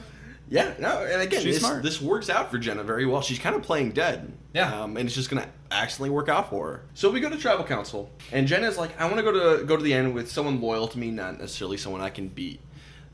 The fact that Jenna is the winner of our season, and this is like one of the things she says during the season, bums me out. Yeah. I don't love this. This is exactly the wrong mentality. Don't love this. Anyway, it's 3 votes for Heidi, 2 votes for Rob. It's the right move. Just knock Heidi out. Because, yeah, I mean, you could make an argument Butch and Matt should go to Rob, right? Except you don't want to be Then tied. you're on 2-2. Yeah, and, get rid of Rob later. I think Heidi's hands down the right call. Yeah. Unfortunately. You got rid of Christy. That fetters you to Rob for at least one more vote. Well, because you could easily take Rob out the next one because you know that Jenna would be willing. So. Yeah. Oh, yeah. You got a little bit of breathing room there. Yep. Best player, I think, is Matt. He's got a final 2 deal with Butch. He's got a final 2 deal with Rob. That's great. He wins immunity. He eliminates Heidi. Just all-around great episode for Matt. We're finally going to agree, because I have Matt as my best player as well for everything that you already covered. But for my worst player, because you don't even get to decide, Josh. I agree. We agree. For worst, I had Jenna. Now, if she's playing 5D chess, maybe this is a little bit better, but anytime you lay down and play dead when you're in the top 5 and you don't actively try to do something, that is enough to knock you down to the bottom. I don't want to see you giving up after you are 36 days in. Come on, just buck up, Buttercup. You can do this. Yeah, she wants to quit. She's got a terrible strategy for the end game, and she loses her closest ally. It's a train wreck of an episode for Jenna. Yes. Not great. Agreed. So we're finally at the finale, episode 14, and then there were 4. Finally. Right off the bat, Jenna wins immunity. Blindfold maze, and Jenna pulls out the win. Good She for was her. next. She was done. And nope, she wins. Good for her. I was impressed. Jenna's heating up. This is very much like Michelle, where, kind of nothing, and then all of a sudden right at the end, she's going to heat up. And It's peaking at the right time. Yeah. You don't want to peak shortly after the merge because then you're seen as a threat. You want to peak at Final 6, Final 4, all that area. And again, remembering, if you've got nothing left to lose, you've got only one way that your trajectory can go. It's up. It's either sideways or up. But I mean, functionally, you can only go up from here. Yeah, this is the launch to Jenna's win. It is. Well, she gets voted out here if she doesn't. Fair. So back at camp, Jenna and Matt make a final 2 deal, which is great. Great for Jenna. Great for Matt too. Yeah. Just to have this option. So that really leaves Butch and Rob. So Rob should go home, right? Yeah, Rob should have gone home 6 days ago. Rob is so obviously the right move that it's painful that they don't vote him out here. And I think Rob knows that too. Yeah, because Matt, his best chance of winning is up against Butch at this point. I think the pecking order is Rob is the best, then Jenna, then Butch, then Matt. Yep. And I think Matt needs to take Butch to the end. Okay, so vote out Rob. Butch, the only person he can beat is Matt. Vote out Rob. Yep. Jenna's biggest threat, the only person she will lose to, is Rob. Vote out Rob. Done. This makes zero sense all across the board. Why is Rob still here? And is it just because of how loyal Matt is? Is it more because of how good Rob's social game is? Like, I need something to justify this. They say it's because Butch didn't really do anything to deserve being there, whereas the other three have all done something. Yeah, they've all done something to be there. Butch has kind of just been there. But that's a reason to keep him. Yeah. That's a reason to keep Butch. And this is where you start to not be quite into the modern Survivor yet. Yes. What? Nobody deserves anything. You owe nobody nothing when you're playing Survivor. This, and we need to acknowledge a little bit, not meta, but obviously the edit is going to gauge out the threat level for the audience better than actually being out on the tribe. But here's the thing. Everyone has already expressed that Rob is the best player here. So it's one thing if it's like, I think I saw David Bloomberg tweet something one time. It's like, oh, it's almost like the edit is creating this dissonance between on-island threats and edit threats. Okay, yeah, you need to acknowledge that, but that's not going on here. Yep. It is one and the same, and everybody knows it. Rob should have been gone a week ago. I don't understand why he's still and he here, should go now. and it doesn't make sense. So bad move. Bad move. I can't say enough about it. 3 votes for Butch, 1 vote for Rob. Jenna, Matt, and Butch are not very good at Survivor. And all right, so Derek, who is your best player of the episode? Part 1, the final 4, best player of the final 4. Jenna, because she didn't go home. Oh, okay. It's Jenna because she didn't go home. She was gone, she was dead in the water, and she rose from the ashes, and she ended up winning immunity to get herself to the next day. To me, Rob is obviously next, but I think the only reason he's still here is, again, stuff that he did outside of this particular sequence of events. It's alliances and loyalty that he has built with Matt and with Butch before this. Rob doesn't do anything to help his position. Again, he is here because other people are too dumb to vote him out, and I'm not going to give him credit for that. Matt and Butch, you should have voted out Rob, you didn't. Therefore, de facto, Jennifer saving herself, and that's the one good thing she did. See, I disagree. I think Rob convinced Matt to convince Jenna to save him. I think Rob has that conversation with Matt in the water, like, hey, we got to get rid of Butch. Matt falls for it because he's dumb and convinces Jenna to go along with it. So I think Rob's best player of the episode because he somehow saves himself or convinces somebody else to save him. So I'm giving it to Rob. And since I do watch the finale, I can actually have input here. Yes. So I don't think you can give it to Rob. Okay. Because he didn't go home. Now, that doesn't make sense, but if that means that if Jenna did not win immunity, that confirms that she would have gone home. Mm-hmm. You have those 3 that are going to be voting together no matter what, and she would have gone home. Rob never was vulnerable here, which is crazy. And because of that, I don't think that you can put as much value on him surviving and convincing Matt. Okay. I think it is more valuable on Jenna's side for winning immunity, which is why I would give Jenna the best. Okay. Who do you have for worst play? So my worst was a combo of all/none, just because they're all bad for not voting out Rob, but just because you're all bad. So I'd like my answer is I did not have a worst player. I thought they were all on the same level. Well, it's a tie between Butch and Matt, and Butch went home, so he's disqualified. So it's Matt. Yeah. Matt, you've been talking about needing to cut ties with Butch and Rob, one of them eventually. And yeah, you're going to pick one. You're going to pick the wrong one. The very wrong one. Because not only is Rob a bigger threat to you immediately, Rob is more likely to beat you in a final immunity challenge, which we know he's planning on throwing anyway. Yeah. Because this is kind of a no-lose scenario for Matt. Everyone wants to go to the end with Matt, but it's also a no-win scenario because Matt's not going to beat anybody except maybe Butch. It's got to be Matt. Yeah, Matt voted out Butch, the person he had the best chance against in the finals, and I think that alone makes him the worst. Yeah, I suppose my answer didn't really make sense because you disqualify Butch, and you can't give it to Rob because he's still somehow here, and then you also have to disqualify Jenna because she won immunity, and I gave her best of the episode. So I guess by default, that would leave the only person left, which is Matt. So, okay. Moving to the final 3, yada, yada, yada, a lot of this. We'll just go straight to the immunity challenge, which happens at Tribal Council. It's an endurance one. You got to hold your headdress that you made above your head. Whatever. Kind of lame, I thought. But Matt throws it.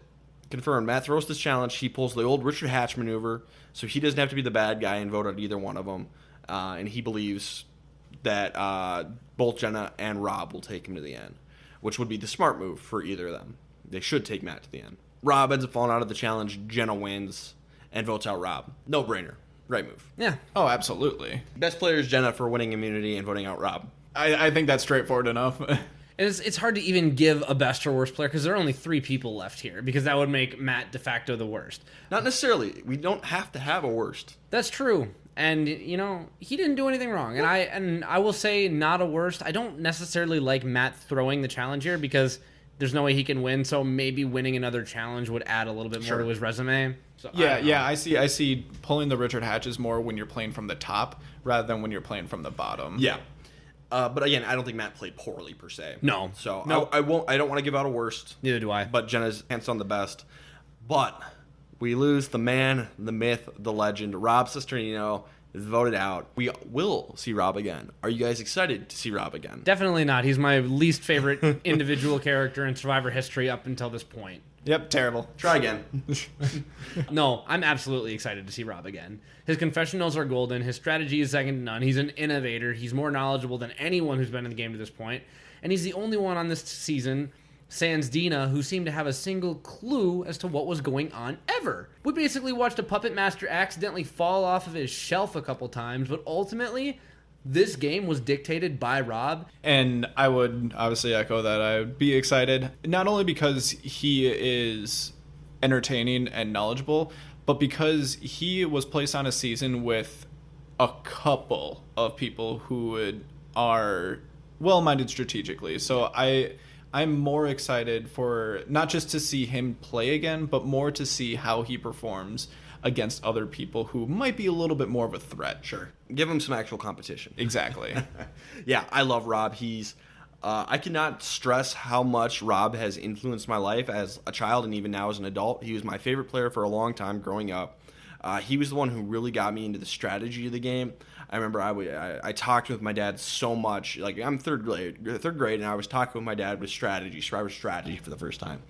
And I remember I got in trouble because Rob was like, "Oh, we're totally screwed if this happens." So I used that parlance with my dad. He's like, "Don't say screwed." I remember very vividly he got mad at me for saying that one time, and it was because of Rob. That's why I said it, because I thought Rob was cool. And then now growing up, Rob, he's one of my main influences for starting a podcast. You know, the horror movie podcast was partially inspired by him. I'll give him like 50-50 credit with David Bloomberg. Rob did a podcast. They reviewed the movie Leprechaun. And the way Rob talked about it was like, okay, what's the proper move here? Dealing with a supernatural leprechaun, what's the correct move? And I'm like, that's it. I want a whole podcast of this. I'm going to do it myself. And I'll have rules like David Bloomberg has. And here we are a year later with the horror movie podcast. That was almost a year ago we started doing that. And then we decided to, I had fun doing that. You guys had fun doing that with me. And we decided to do one with all three of us on a Survivor because we all love Survivor. It's kind of come full circle. And now we're talking about Rob. So, Ryan, you're not excited to see him play again, yeah. So short answer, no. You hope he never plays again. The short answer is Rob Cesternino is one of my heroes. And I'm bummed he loses this season. But it was the right move. And I would love to see him play again as many times as he wants. Absolutely. And now that we're over that, I know that you kind of yada-yada'd over it, but I think it's important, since we do talk about the evolution of Survivor, that this was by far the shortest amount of time that they spent on like the tribute to past contestants.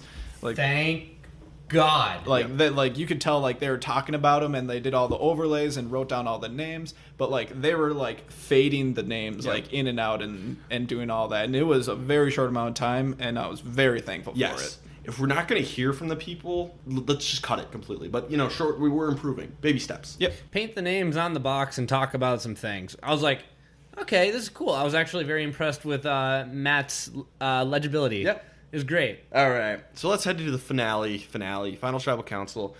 Just before we get there, Matt nearly blows himself up trying to set the canoe on fire. Kerosene is flammable.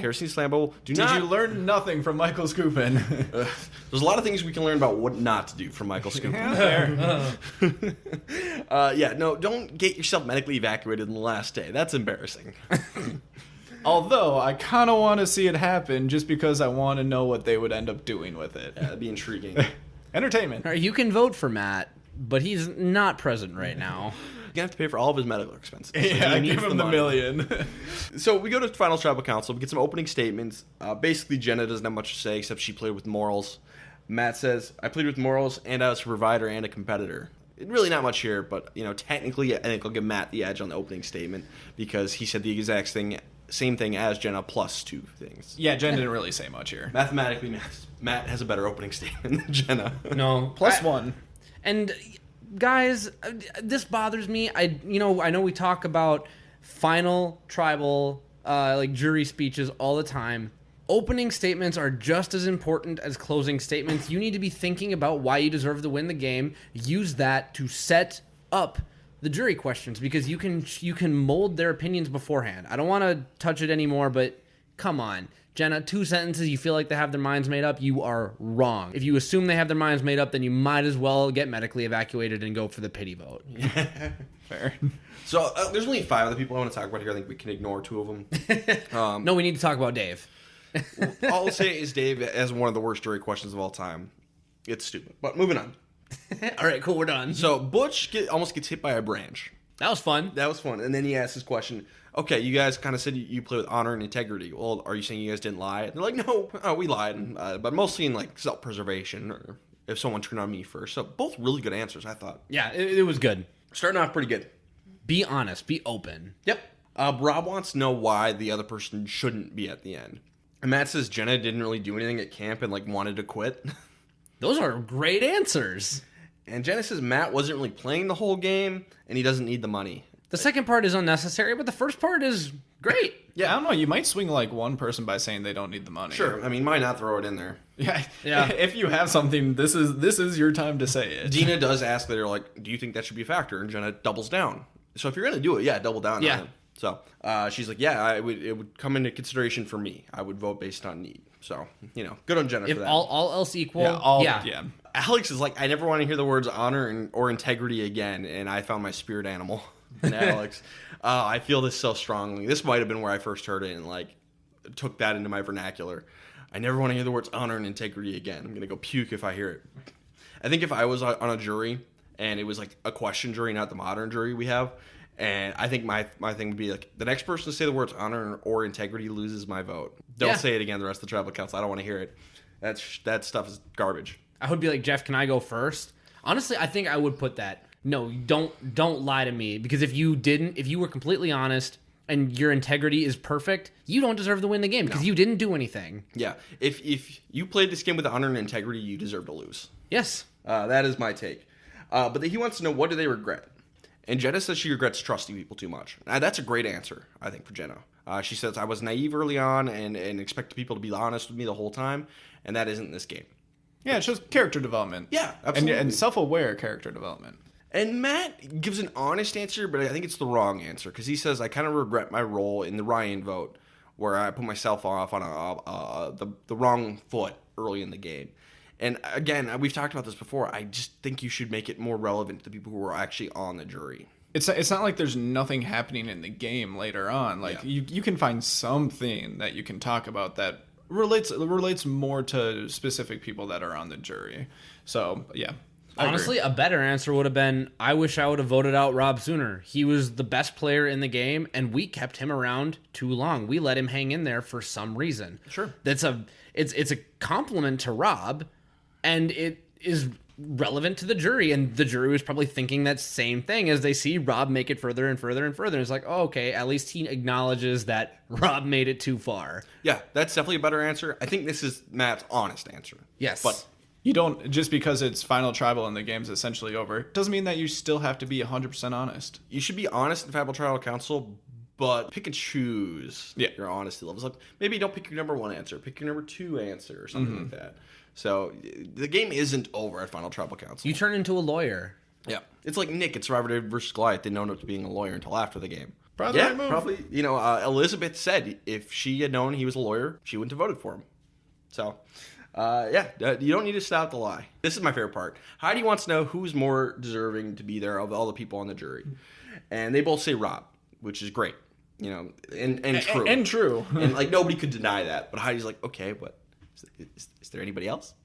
Is there another name? Maybe someone whose name begins with H, with an extremely high IQ. You want to say? And end of the name is Heidi. And they're just awkward pause. They're like, no. And Jeff's like, I think they're done. Okay, it's so awkward, and I love it. That's one of my favorite jury questions of all time. It's so good. It was very reminiscent of like Jerry when she asked it, and they just crap on her. And the last one I want to talk about is Christy. And she wants to know what Matt thought about her being deaf. What was his reaction? And he's like, I just treated you like everybody else. I thought you had a funky accent, but that's it. And you can tell that means a lot to Christy. And it got her to laugh. Yeah. Like, that is a good sign. And, I mean, it seems like Christy's vote is already, like, her mind is made up already just because of how she spoke to Jenna. You could really tell that it's just like, yeah, she's probably going to vote for Matt here. Except she doesn't. Yeah. Yeah. Which is crazy. Because Christy's question to Jenna is like, hey, earlier in the season you brought up being beautiful was handicapped. And if you go back and watch the Tribal Council where this happened, Jenna says she and Heidi were at a disadvantage. She never used the word handicapped. Rob was the one who made a joke about that. He said to Jeff, he's like, well, Jeff, I never had the handicap of being beautiful, so... Rob is the one who made the joke, and unless it happened at another point in the game, Christy falsely associated this with Jenna. So I feel bad for Jenna here. But more good gameplay from Rob. Yeah. From beyond the grave. It matters. But Jenna, she's like, I don't remember using the word handicapped. I'm so sorry if I did. That's not what I meant. I just meant like people judged me for my appearance coming into the game, which is fair, I think. True, yeah. This is your opportunity to kind of toss out some of those really common stereotypes and how you overcame them. And I actually want to throw out a tenet here for Survivor. Never, ever act under this pretense that you are at a disadvantage in the game. Mm-hmm. And here's the thing, even for Christy was absolutely at a social disadvantage. Don't acknowledge that. Work through it. If there's a disadvantage, people are smart enough to know that. But otherwise, don't ever pretend like you're working at a disadvantage. Everyone got dropped on the beach or in the Amazon or in the Outback at the same time. Never, ever, ever try and play for that, like, pity me, I had such a hard game card. I think that would work 0% of the time. Yeah, I agree with you. I think you're 100% right about that. And I don't think we've had to touch on that yet. Yeah. But just never. But Jenna apologizes, and I guess it's going to be enough because Christy's going to vote for Jenna. And that is the right move. Anytime you can clear up a miscommunication, that's a good thing. Apologize for it and move on. Yeah, even with this question, I still think it's weird that Christy voted for Jenna. That's fair. And I know there is some speculation. Did Christy misunderstand about how to vote? Like, vote for the person you actually want to win?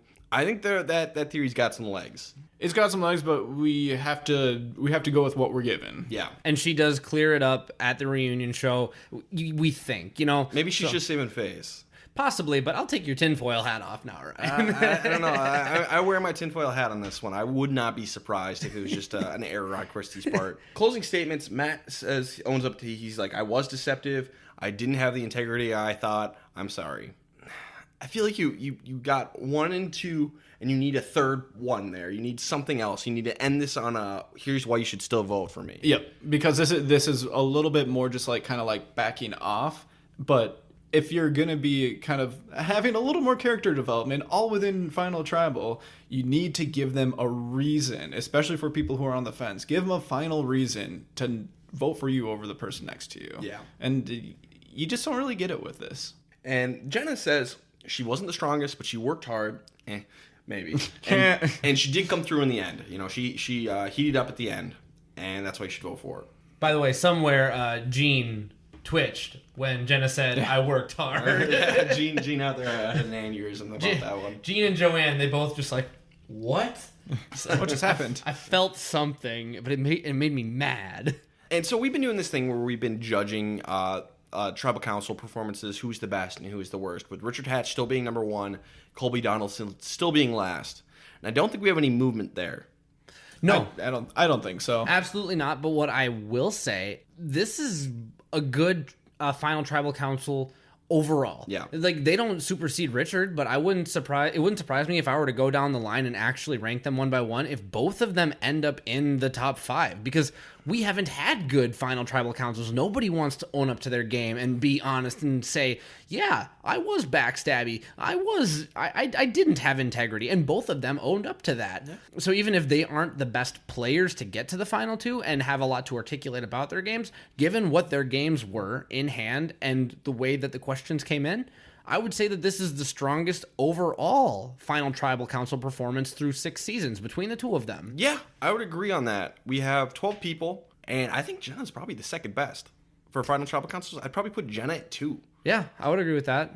I think so too, and I think like Derek said, they're both very strong. Yeah. It was just the thing that was missing is just something to put it over the top, and there really was nothing. I think one of the things that was really missing was that they didn't really relate it to the main factors of Survivor, the outwit, outplay, outlast. I don't think either of them really did that at all. Yeah. And maybe that's what it could have been to put it over the top. Sure. Yeah. So Jeff's going to jet ski out of there and jet ski all the way to New York City for the reunion show. Iconic. Iconic. I love this so much. Totally necessary. Jet skis next to a giant barge like he's in the middle of the ocean. Up to the Statue of Liberty. It's stops great. and admires America for a second. Yeah. And Gold. Jeff, do more of this. Please do Yes, this. please. Always do this. Do this for 40, please. This is going to be aired after the fact, but that's fine. Yeah, this is going to be aired after 40. But if Jeff did something crazy like this for 40, we called it here. Yes. Yep. And This if is not, we'll edit recorded it out. in March of 2020. And it ends up winning. Jenna wins 6-1 on a landslide vote. Butch votes for Matt. Everybody else votes for Jenna. Yeah, Jenna wins the game. Honestly, a little surprised that there was this much of a gap. And, like, I'm surprised rewatching it now, but I remember also being very surprised when it actually happened, because I was kind of thinking that Matt had a decent chance to win when I first watched. Now, that was naive Josh 5 years ago, not really knowing that much about the game, but I was expecting it to be a real close, like 4-3 split. So, 2 things. One, we don't even need to go back and edit this at all, but I lost my winner pick in Butch, and we never talked about who I switched over to. Oh yeah, us that's right. too. Yeah, we lost. So let's do that right now. So we'll do that first. Derek, at the Final Four, Butch gets voted out.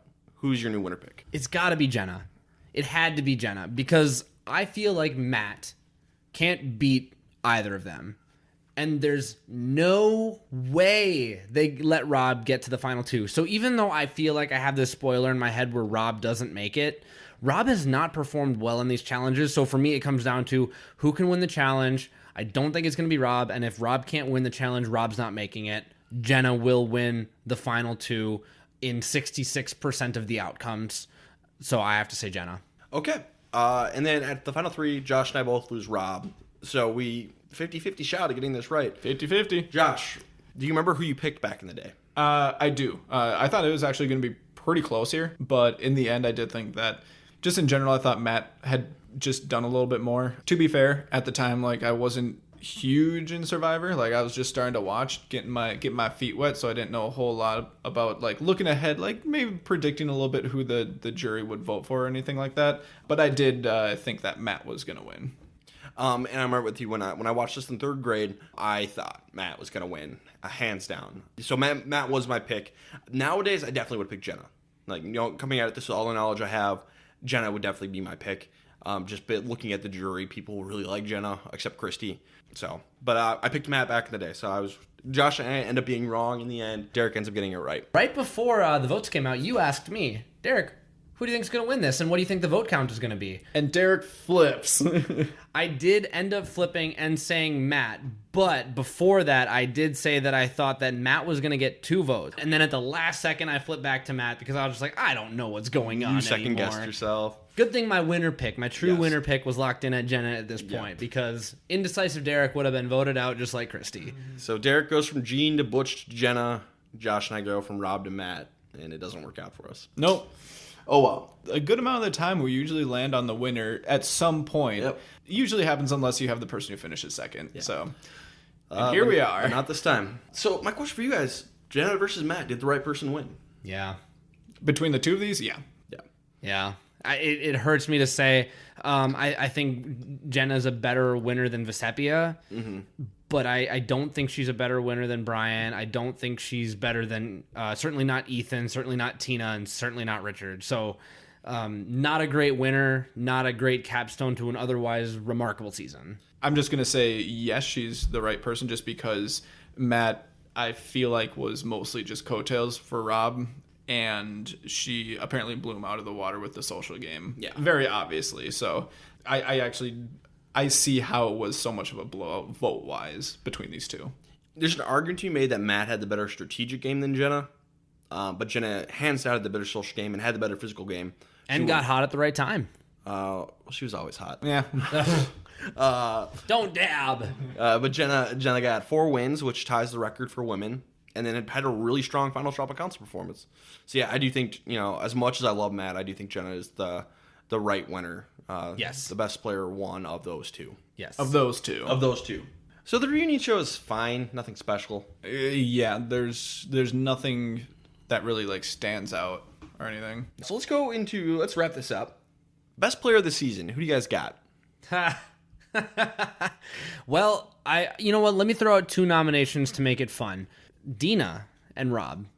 I think those are the only 2 people who ever had any semblance of a clue as to what was going on strategically in the game, and that is the most important facet of the game after the original OG social. I mean, I guess there are 3 facets, but if you're only playing social, I don't think you ever deserve to win. But Rob has to take the cake over Dina on that one.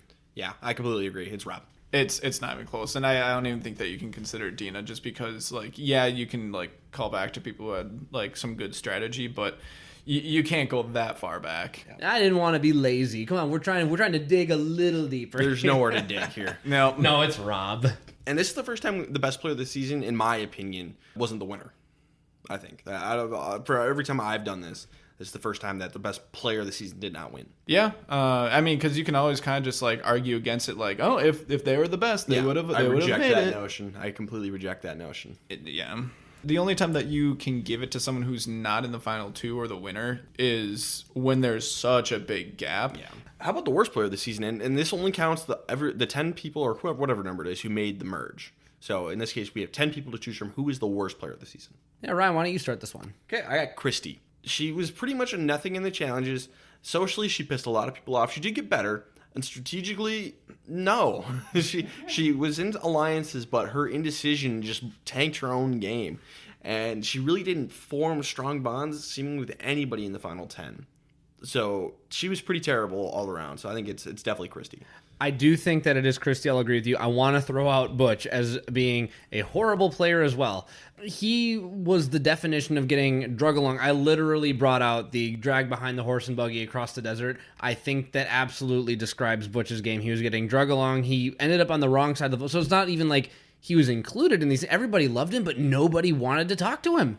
No one wanted to bring him in. For some reason, there was something there where they were like, oh, yeah, we like you, but, likely enough to keep you, but not like you enough to tell you what's going on. So throw it out for consideration, and maybe some listeners out there would agree with me. I do think that Alex had the second worst move of the season in telling Rob that he would vote him out at 4 rather than making a 2-2 pact there. But I think you're right with everything on Christy. I feel like more often than not, there was nothing there, and strategically there was nothing, and it's too bad, but I believe that to be the case. Yeah, I'm gonna go with Christy, and I don't even think it's close. Yeah. Which at least the social game. You kind of have to look at it in like tiers. It's basically like Christy, and then the next tier is like your Alex, your Butch. You could even toss Matt in there. Roger. Yeah. Roger technically counts. He made the post merge. Yeah, I think you could lump all those people together, just all in the bad area. But they are not good at Survivor. When it comes down to it, yeah, Chrissy didn't really do a whole lot, really. But one of the things that we always talk about is the self-awareness side, and she knows that she's already at a disadvantage and doesn't really act a lot on that. Yeah. So it's unfortunate, but I don't even think that's really close. So next segment is we have Jeff Watch.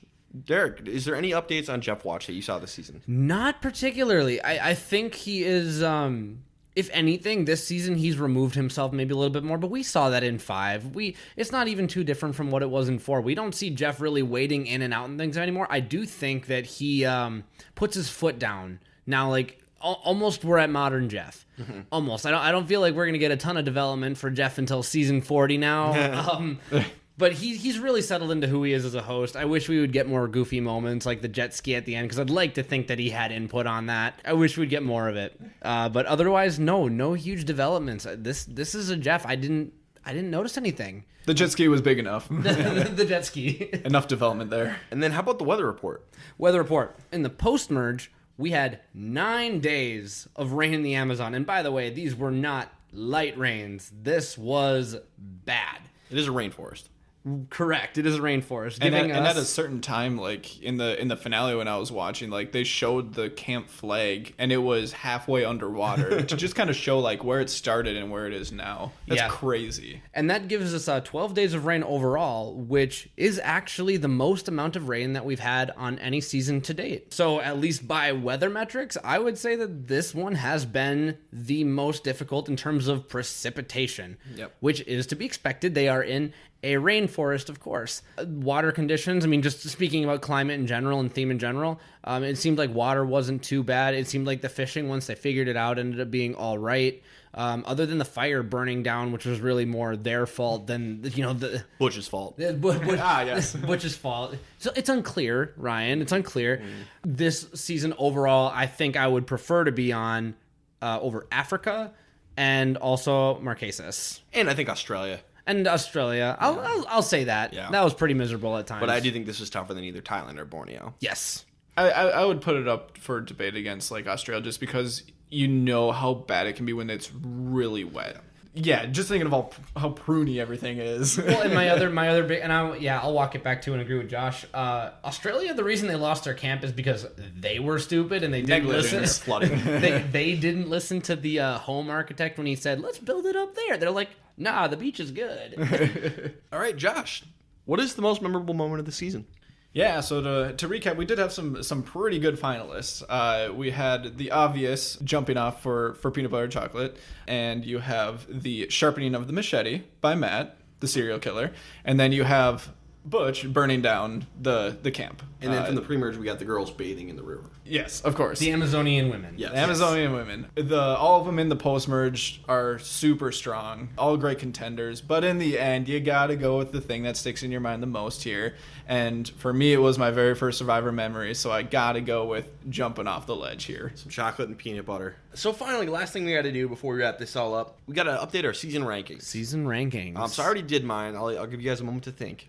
But my new ranking is, because I had it as Borneo was number 1, and I'm going to put Season 6 Amazon as my number 2. And then it's going to be Season 3 Africa, Season 2 the Australian Outback, Season 4 Marquesas, Season 5 Thailand. But the Amazon is the second best season of the first 6, I think. And Ryan, you can remind me if I'm incorrect, because you keep track of this apparently, and not me. My season ranking goes 2, 1, 3, 4, 5, in that order. Correct. I'm going to go ahead and drop 6 at the top. Best season. Best season so far for me. I have 6, 2, 1, 3, 4, 5. And I don't have to spend a ton of time on it, but what I loved most about 6, we get 2 of my favorite Survivor individuals with so many memorable moments and great confessionals and great personalities in Matt and Rob, and they both make it to the final 3. This season was fun from beginning to end. There are a couple things that have not aged well, but you go into any of these old seasons, and that is a criticism that I could put in all of them. So if I can cast all that aside, which I need to do, this is the best because Rob, because Matt. Winner's a weak point, but OG Survivor, that's how it works. And that's why I have Season 1 above Amazon. I think it's because I just like Richard so much more than Jenna. That's fair. Could you remind me of my rankings? Yeah, Josh's current rankings is completely in order. 1, 2, 3, 4, 5. And I will continue that and put 6 at the bottom. That's a lie. Lie! You liar! You liar! This is tough because it's got to be either 1 or 2. Mm-hmm. I think that it is no question that the OG Season 1 and this one so far to date are the top 2. In the end, I am going to put Amazon at number 1. Okay. Main reason, I could go into the details of all the positives of Amazon. It's very fun. That being the main thing, and you see a lot more development. I love the unexpected twist of the separate tribes. But in the end, the thing that I hold Borneo so high is more for the nostalgia and it being just a original. It's the first thing that we ever saw from it. And at a certain point, you need to put something really entertaining and well-rounded like Amazon at the top. The authenticity and original part of the show just only goes so far. Sure. And I completely understand that. Totally get it. The only negative to Amazon, the fact that there's only one negative to it is amazing. Yeah. And the only negative is the end, the winner. So it's unfortunate, but I think it's still enough to put it up there at number 1. Sure. I completely understand that. Go to final placement. 2 first places and a second placement for the Amazon. Not bad. That is great. Man, did we rebound after 5 on that one. Yeah, we did. That was a fun season. I love the Amazon. I kind of forgot how much I love it, but rewatching it, that was a blast. So next up, we're gonna have season 7, Pearl Islands. Derek, what do you know about that? I know that Rupert is in it. I know that Rupert plays a lot. And I know that Rupert steals their shoes in episode 1 and sells it for money, which he uses to buy more things. How did you know that? Because Ryan never shuts up about Survivor. Yeah, that's fair. And I know that Sandra is on this season. What does that mean? Sandra being on a season. Sandra on a season that isn't Game Changers. What does that possibly mean? It means, unfortunately, I know the winner of season 7, and if you didn't, and I just spoiled it here, that's your fault, not mine, and you're not a big Survivor fan and you're not listening to this podcast. I know that Sandra wins season 7, so going into episode 1, I need to check my bias and pick a winner who I would have picked had I not known anything about the Queen. That's fair. And you also know one other thing, is Andrew Savage is on the season. Oh, I know Andrew Savage is on the season. You saw him playing Cambodia. I know that one of my favorite players idled him out with the best idle play of all time. Yes. So, 3 players going in. But, all that aside, Pearl Islands is an awesome season. It's a great season. I've heard front to back this is one of the best, and I'm excited. Yeah, universally beloved season. There's some people who don't care for the Amazon because of some of the sex comedy stuff. There's some people who don't necessarily care for Borneo because they've only seen the modern stuff and they just don't like the older stuff. I've never met someone who doesn't like Pearl Islands. There we go. So, and it's our last season before the first returner season. Yes. So it's kind of the end of an era. With Pearl Islands. I'm really excited to go over this one with you. It's going to be a blast. Ready. But that's about it. You guys got anything else? No. I don't think so. All right, you can follow us on Twitter at Castaway Pod. So go ahead and follow us on there and let us know you got into this podcast.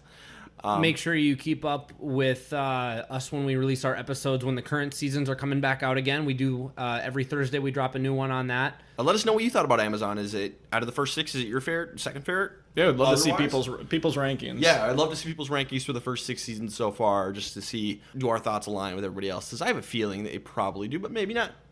But yeah, that's about it. This has been the Castaway Consultants. Got nothing else for you. Good night.